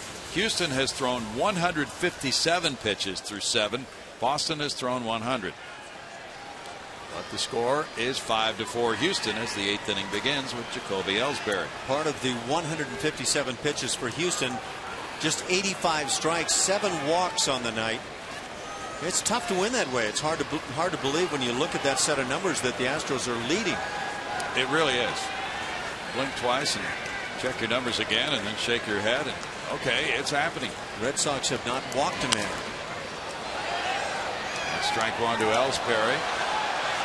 And with Boston stranding 11 runners and Houston leaving 1, it does not have the feel of a game the Astros lead 5-4 through 7. Not at all. And then there is the relatively inexperienced Houston bullpen trying to hold off this top-ranked offense in the American League in the last 2 innings. That's what's going to make it really interesting here in the 8th and 9th. Mike Napoli's on deck. That's in for a strike. And Lowe's out in front, 0-2. Josh Seid in 1 inning allowed 2 hits, 2 runs with no walks, 1 strikeout.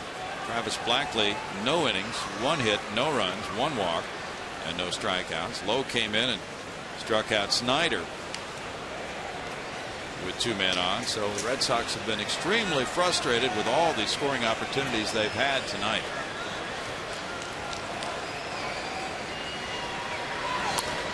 Fouled away by Ellsbury.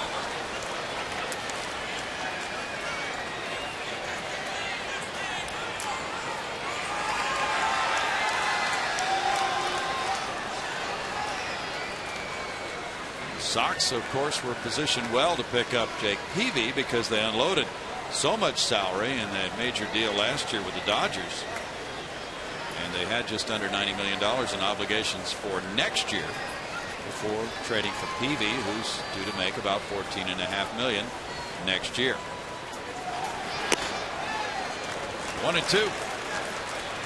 And they also have one of the top prospects in Major League Baseball, shortstop Xander Bogaerts, in the minor league. So they could bring him up whenever they choose, if needed. Right now, Stephen Drew is filling that position quite well.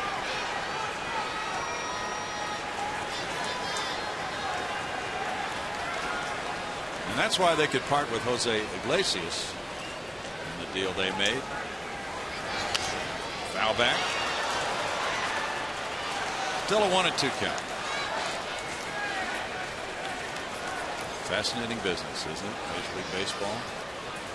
There's a lot that goes on.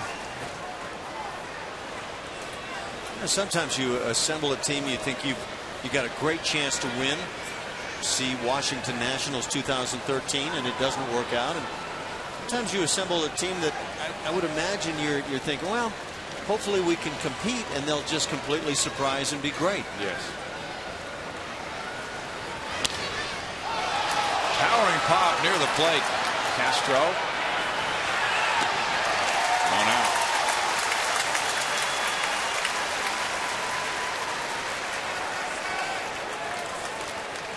Low part of a very young bullpen now. He is 26 years old. And Mike Napoli is facing him. Napoli's batting for the first time in this game. With a .251 average, he has 14 homers. He's driven in 64 runs. Napoli came into the game. Shane Victorino was ejected. And then players shifted around. Carp moved from first to left field. Napoli takes over at first base. Napoli 0 for his last 14 now. He takes it, it's ball 1. But the kind of hitter can certainly tie this game in a hurry.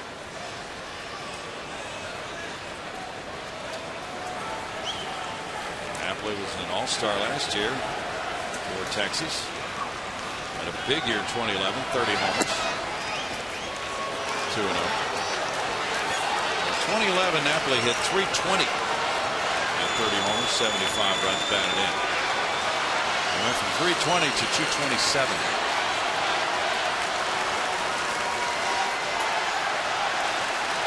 He had set a club record for home runs with the Angels for a catcher with 75 in his career there. That's in for a strike, and it's 2-1.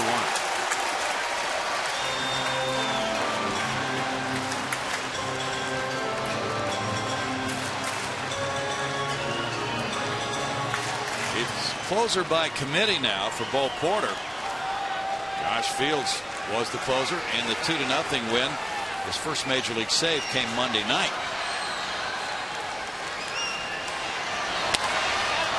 Off the end of the bat, towering pop. Wallace in for this one. And back into fair territory. He backpedals for the second out. Texas, Louisiana, Arkansas, Oklahoma, and New Mexico viewers, listen up. Comcast Sportsnet covers the entire 5-state region, and we want your story ideas. Email us your ideas at regionalroundup@comcastsportsnet.com.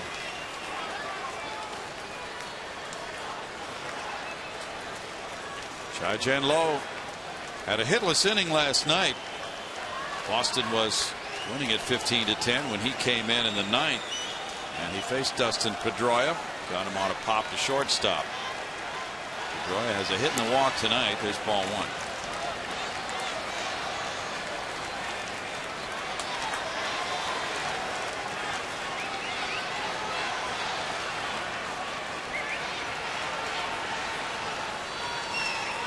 Cubs beat the Phillies 5-2. Pedro Strop was the winner. In for a strike. 1-1.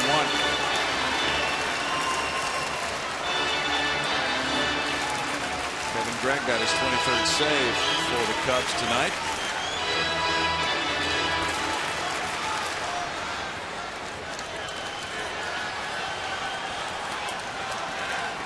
Chris Medlin won in that Atlanta victory 6-3 at Washington. He's 9-10.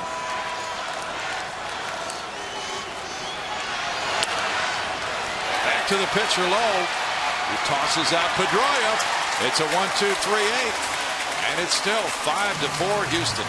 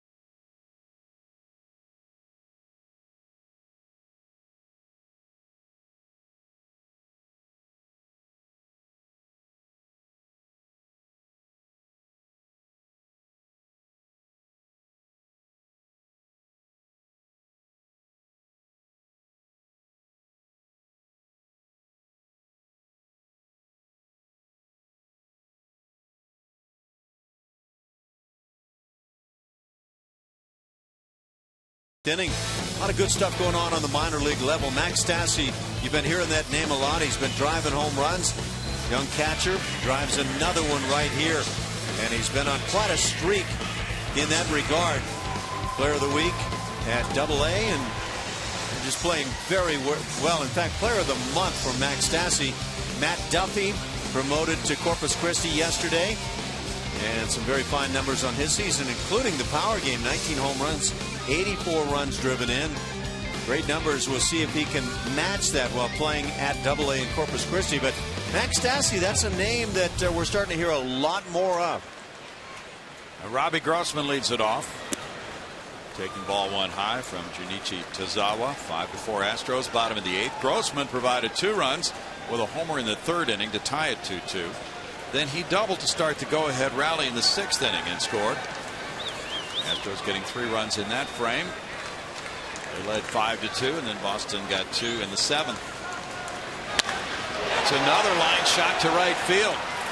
Blocked by Gomes, but Grossman continues to sting the ball. I was trying to quickly come up with a name of somebody who hits the ball like this on a regular basis, and you're talking about the elite guys. Robbie Grossman is really just kind of turning into this hitter left-handed, but he is centering up the baseball time and time again. And the last 2 times at the plate, one a double, this one a line out. In each case, if he gets under it just a hair, he's driven a couple of more dingers. Brandon Barnes is next. He's 0 for 3. Jose Altuve on deck in a 5-4 game in the 8th. Barnes fouls it back. He is the Astros recipient of the Major League Baseball Players Alumni Association's Heart and Hustle Award. And very honored by that. So that's what he tries to do every day. Play hard, do things off the field to help others, be a professional on and off the field. Very meaningful to Brandon. He perfectly exemplifies that. He really does. Fouls it back, and it's 0-2. We go to Julia. Brownie, I've got the Geico quote of the day from Brandon Barnes. He said, "I'm on board. Whatever they have in store for us, that vision, we all want to be a part of the process. 9 new guys or 1 new guy, we welcome them all." He's talking about the recent call-ups and trades. 9 new players since the All-Star break. 9 players have been called up, and then 10 with LJ Hose being required. So, yeah, team player, this guy. Check your scorecard. Yeah, because Brandon's been getting a lot of playing time, and certainly players tend to think about things in the future sometimes, but he seemed to be focused just on the here and now, and that's the best way to do it. There's been so much movement. on this ball club this year. Young players are looking good in the minor leagues. Who knows what will be the case come spring training next year. Brandon just trying to seize this opportunity. The here and now defensively has been outstanding. Boy, hasn't it though?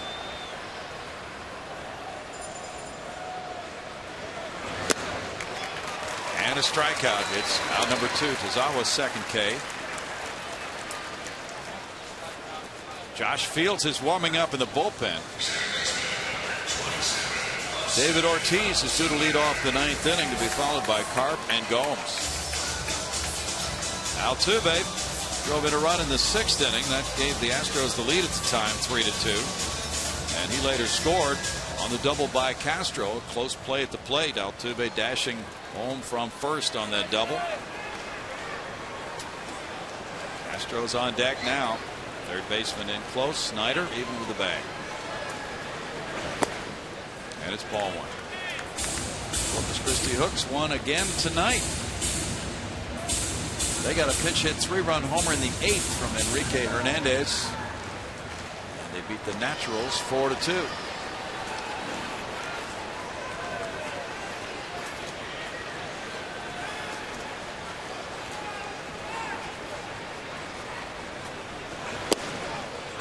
In for a strike. That makes it a 1-1 count.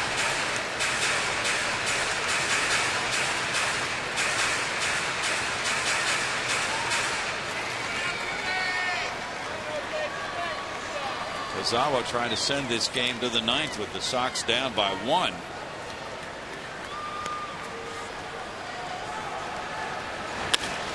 Now ball to third. Snyder across to Napoli. And we go to the 9th inning with the score. Astros 5, Red Sox 4.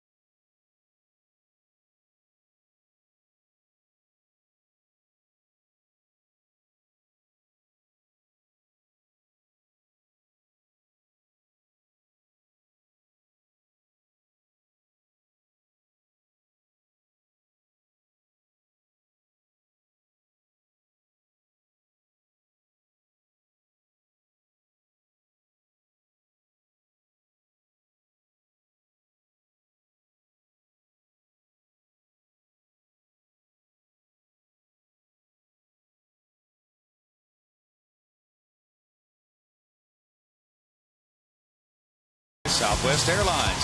Find our fares online only at southwest.com. And by Grinds Coffee Pouches, the healthy alternative to tobacco for professional baseball. Visit getgrinds.com today for more information.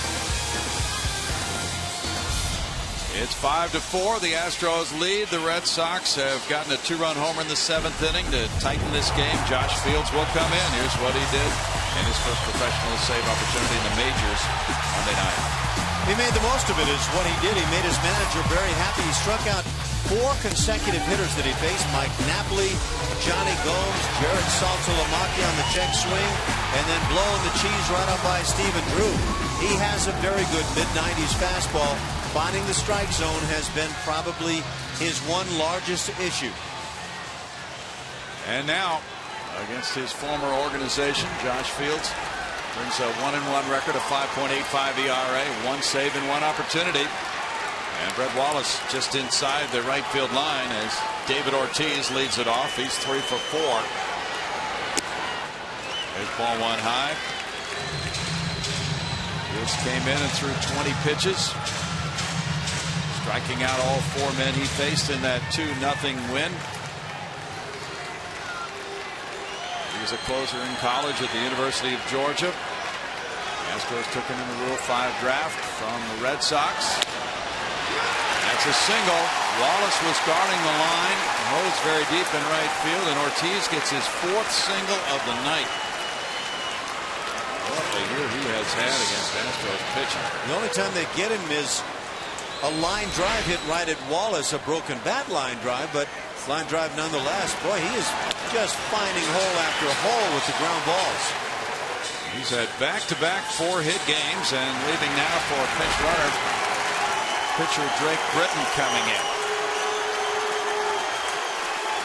There's only one position player available for John Farrell, the backup catcher Ryan Lavarnway. So the pitcher Drake Britton is the pinch runner.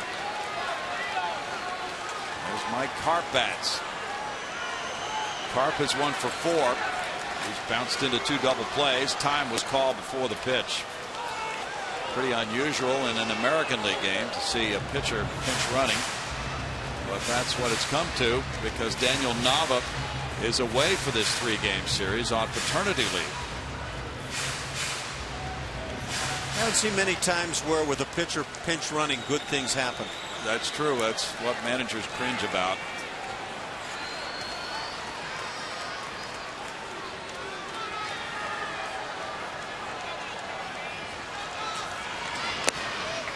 There's ball 1. Well, there are those rare athletes like a Mike Hampton. It would be exciting if they went into pinch run, but there's always the worry about the injury factor. Yeah, with a Mike Hampton, that's a great example. You could have him pinch run, put a steal on or a green light, and he would take advantage. You could let him pinch hit, and he would do a fine job. Well, he was amazing. 2-0.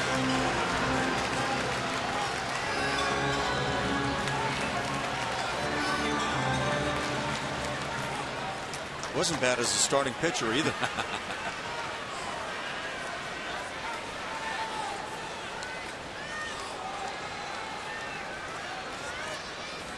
Elmore and Altuve hope to be able to turn a double play. 2-1. Karp with a big swing. This fastball sounds really good. I'll guarantee you that much. He just throws it right on by. That's right where every hitter would like to see a pitch. That's a deeper double play depth than sometimes you'll see.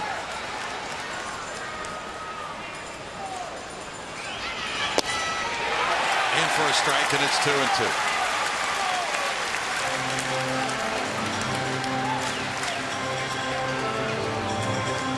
Fields with that live 4-seam fastball. Not a guy that you anticipate getting a lot of ground balls from.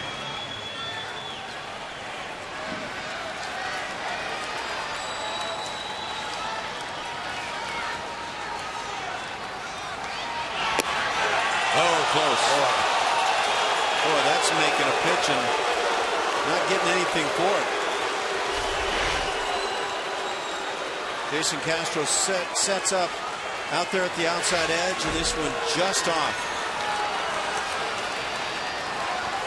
Big 3-2 pitch is coming.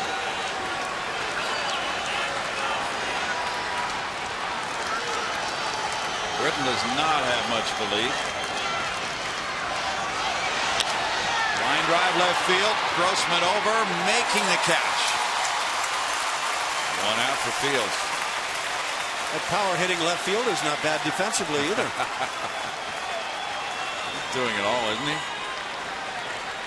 Well, he's just transformed his left-handed swing. Now Johnny Gomes.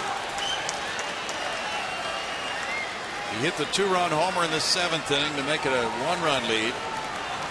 Has a pair of walks tonight as well.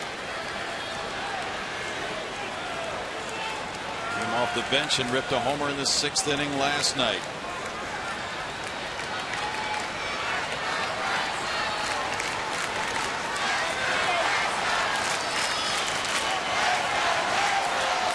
Six career homers against the Astros, 23 runs batted in, a batting average over 300. Looks at ball 1, even Drew on deck.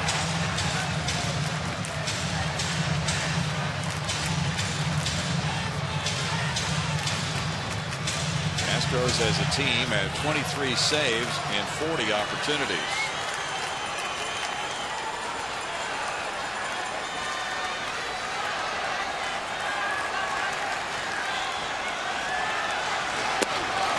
Ball, he's not biting on it. 2-0 to go.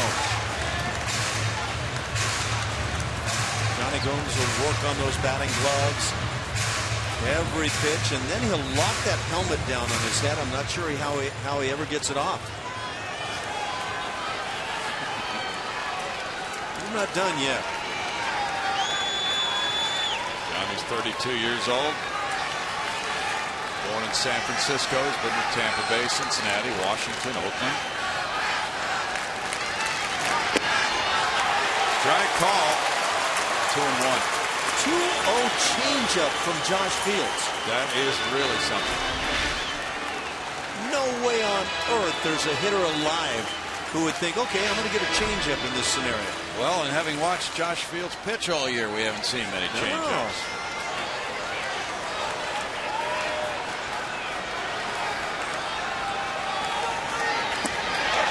Curve comes in for a strike, and it's 2-2. That is a monster yapper over the top. It really is. Look for that thing. Wow. Now what are you looking for if you're Johnny Gomes? Boy. 2-0 changeup and then a 2-1 hammer from 12 o'clock.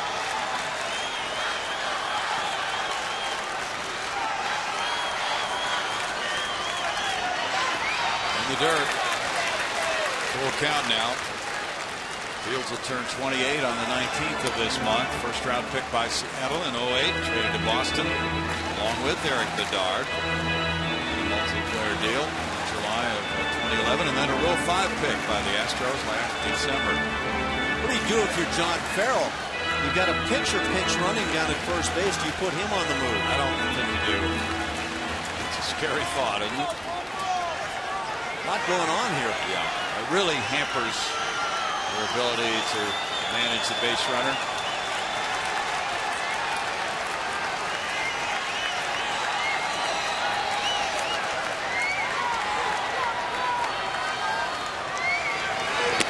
And it's ball 4. Now first and second, one out for Stephen Drew. That's the 8th walk for Astros pitchers. And now the potential tying runner at second base, Britton, with Drew 1 for 3 with a walk tonight. Sal Tulamaki is on deck.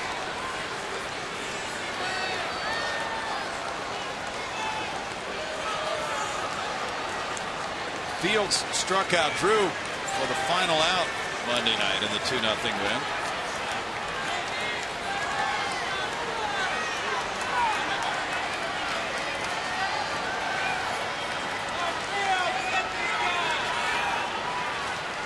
Jose Veras traded to Detroit as the Astros opened up spots in their bullpen and made this a bullpen by committee. So each night we don't know who the closer is. Josh Fields didn't know he was the closer until he got the final out in the 8th inning Monday night. When he got to the bench, he was told, you're going back out for the 9th. Strike to Drew. He said he never has done anything special when he's gotten saves in professional baseball or in college, except when he saved the International League Championship game last year. There was a dog pile on that one. He's brought in a leadoff changeup for the called strike. That change apparently is starting to feel like a pitch he can throw for a strike. High drive to right field. This one might get out. Holds at the wall, and that is a go-ahead 3-run homer. Stephen Drew with home run number 9 gives the Red Sox the lead 7-5.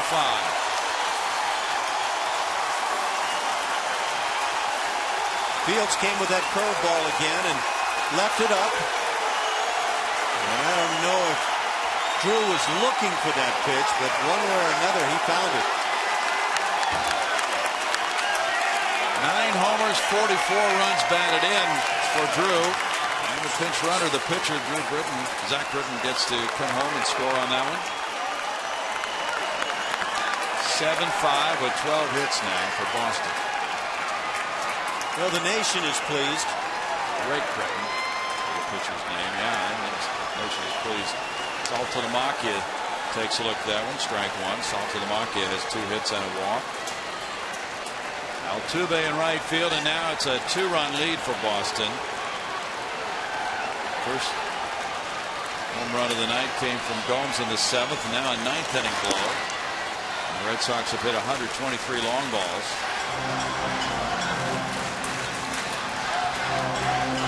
Astros have surrendered 145 home runs this season.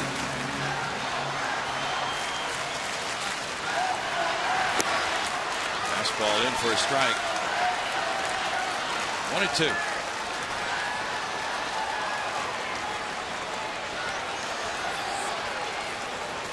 Snyder's on deck. 7 runs, 12 hits for the Red Sox. They've left 11. 5 runs, 7 hits for the Astros. They've left 1. 2-2. The closer is warming up.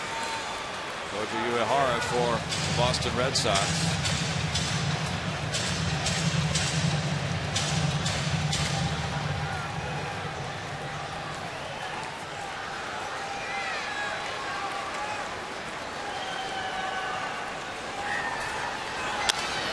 To the shortstop, Elmore. That's out number 2.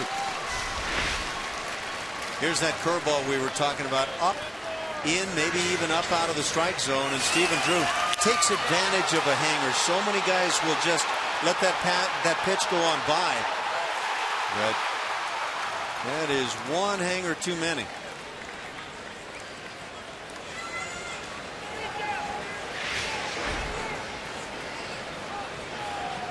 Brandon Snyder bats.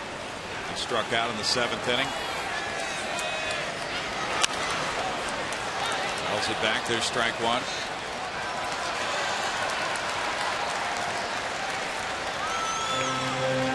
Astros have used 6 pitchers in this game.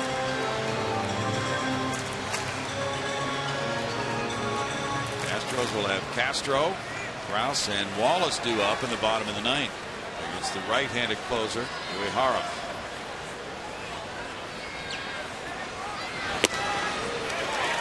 Oh, 2.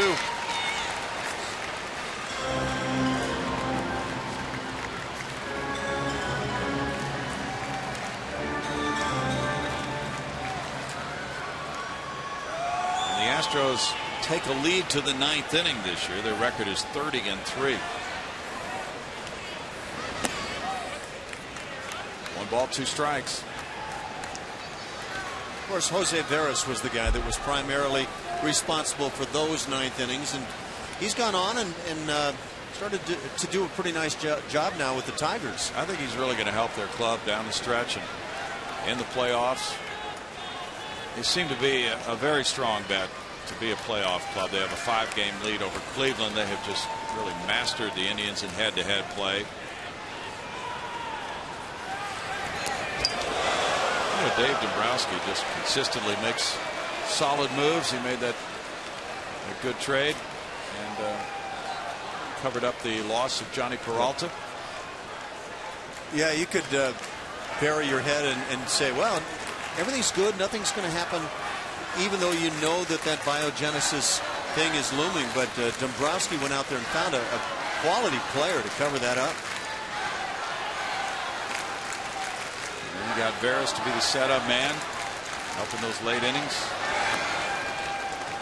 3-2. It's going to be really interesting to see what the value of Nelson Cruz and Johnny Peralta will be this winter as free agents. Will their clubs even entertain talks about bringing them back? Well, if Melky Cabrera is an example from last year and then signing as a free agent over the winter, somebody's going to be out there. True. Struck him out. And the Red Sox strike on a 3-run homer by Drew. They take a lead 7-5 in the ninth.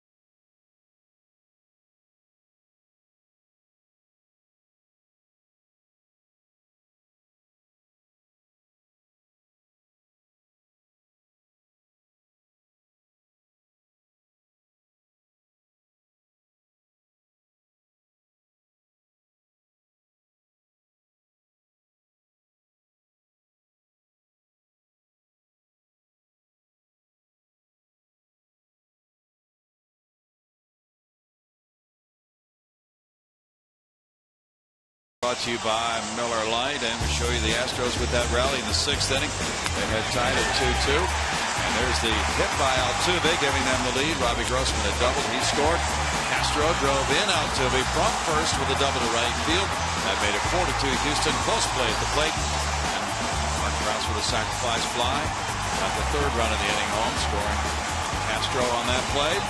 It was 5-2, but then the Red Sox got a 2-run homer in the 7th from Gomes. A 3-run go-ahead homer a moment ago in the 9th from Drew. And now they bring in their closer, Koji Uehara. And he's been with the Rangers and Baltimore. And this year with Boston, he's 2-0 with a 1.40 ERA. Some rather impressive numbers that tag along. 27 hits allowed and 51 in the 3rd innings. Just 9 walks in that span. It's been astounding. 71 strikeouts. Talk about a whip that is at .701. That may be the king of them all, y'all. That might be. That's quite a phenomenal season statistically. He has 3 blown saves and 10 saves. Jason Castro leads it off. Castro has 2 hits and 3 at bats, a single and a run-producing double. Strike one on the fastball. Kenichi Tazawa could be the winning pitcher. He worked 2 perfect innings, striking out a couple. So Tazawa and Uehara, both natives of Japan, working the late innings tonight for Boston. That's in for a strike, and it's 0-2. Uehara finished the Sunday game against Arizona with a scoreless 9th. That was his 12th straight scoreless appearance, covering 14 innings. And he gets a strikeout here. This stuff is apparently just plain filthy. With the strikeout numbers and everything that go along, Jason Castro and Bo Porter are arguing this cannot be the case. That ball bounced, they're saying, to Mark Carlson.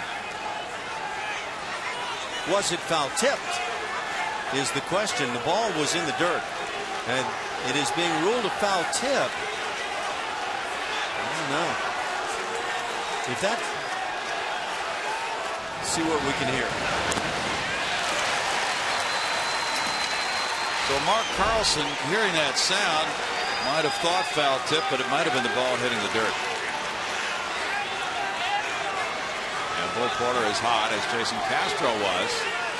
Castro was convinced he did not make contact with that ball.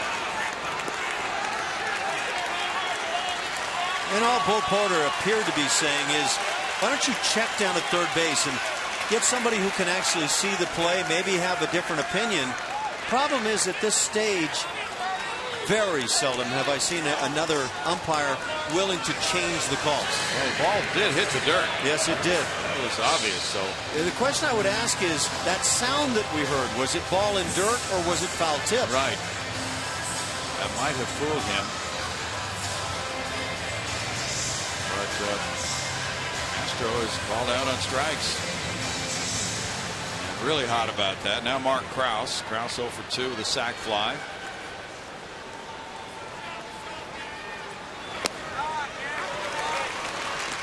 Krause takes a strike.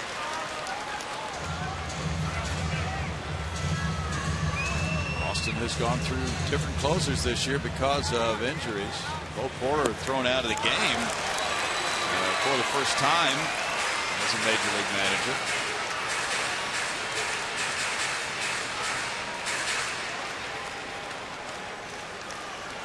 Fred Wallace is on deck. He's 1 for 3. And Krause is down on strikes. Now the Red Sox 1 out away from win number 70, which would give them 1 more than they had all of last season. Stay tuned for Postgame Live presented by MD Anderson, making cancer history. And by the way, Koji Uehara is the best when you look at pitchers who have any sort of number of innings on the season. Best with that whip we talked about, .7. Dominguez on deck as Wallace bats. And ball 1. It's been a battle tonight. The Astros trailed 2-0. They tied it on the 2-run Grossman homer in the 3rd. Took the lead on the 3-run 6th inning with 3 hits and a sac fly. And Boston with the late inning homers in the 7th and 9th. Now turning it over to the closer, and there's the strike. 1-1 count. Joe Hanrahan got hurt. Andrew Bailey got hurt. So this 37-year-old right-hander gets his time to close. Signed as a free agent in December. 2-1. One excellent splitter after another.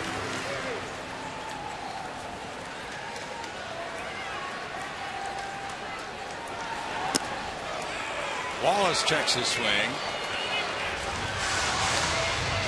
3-1. I'm guessing that 90-mile-an-hour fastball looks like about 98 after seeing a number of the splitters.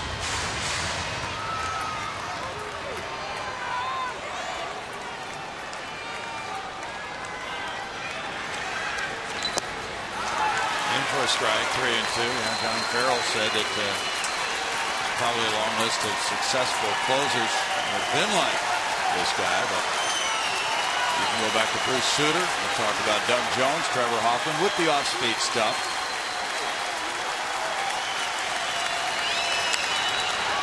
Foul away. He was making the point you don't have to be a mid-90s guy to be a closer. It almost always requires one special pitch, and that splitter can be an ideal specialty.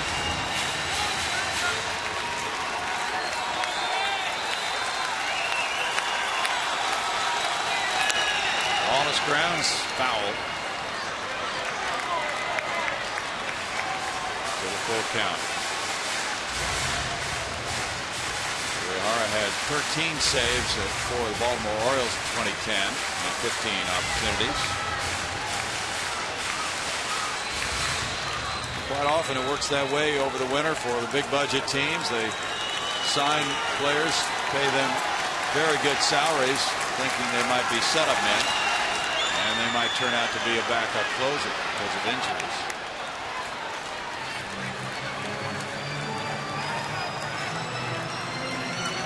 For Uehara right here, the walk is probably the worst thing he can provide, bringing the chance for the tying run to the plate.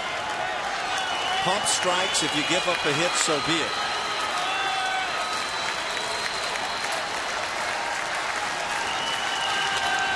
Wallace fouls it back. The Red Sox are leaving Wallace a lot of room in right center field.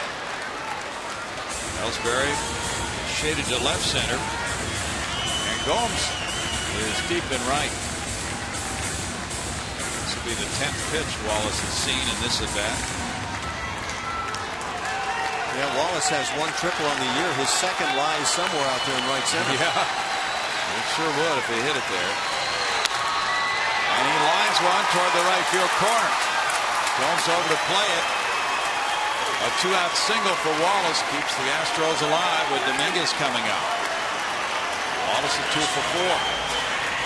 And now the tough story for Matt Dominguez is the story changes for Uehara.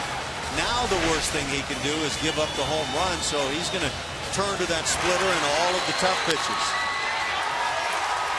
Very good at bat as Wallace on the 10th pitch singled sharply.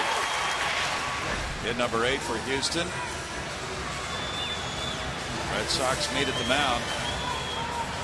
Team photo time there at the Hill.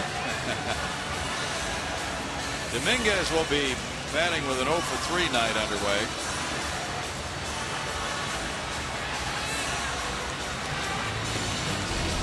Dominguez has been toting a bat that's been awfully good in big scenarios. That one came a year ago. Aroldis Chapman showed that fastball can actually be hit. And this year, Matt Dominguez has had some big swings. There's strike 1 to him. Could be the only fastball he sees.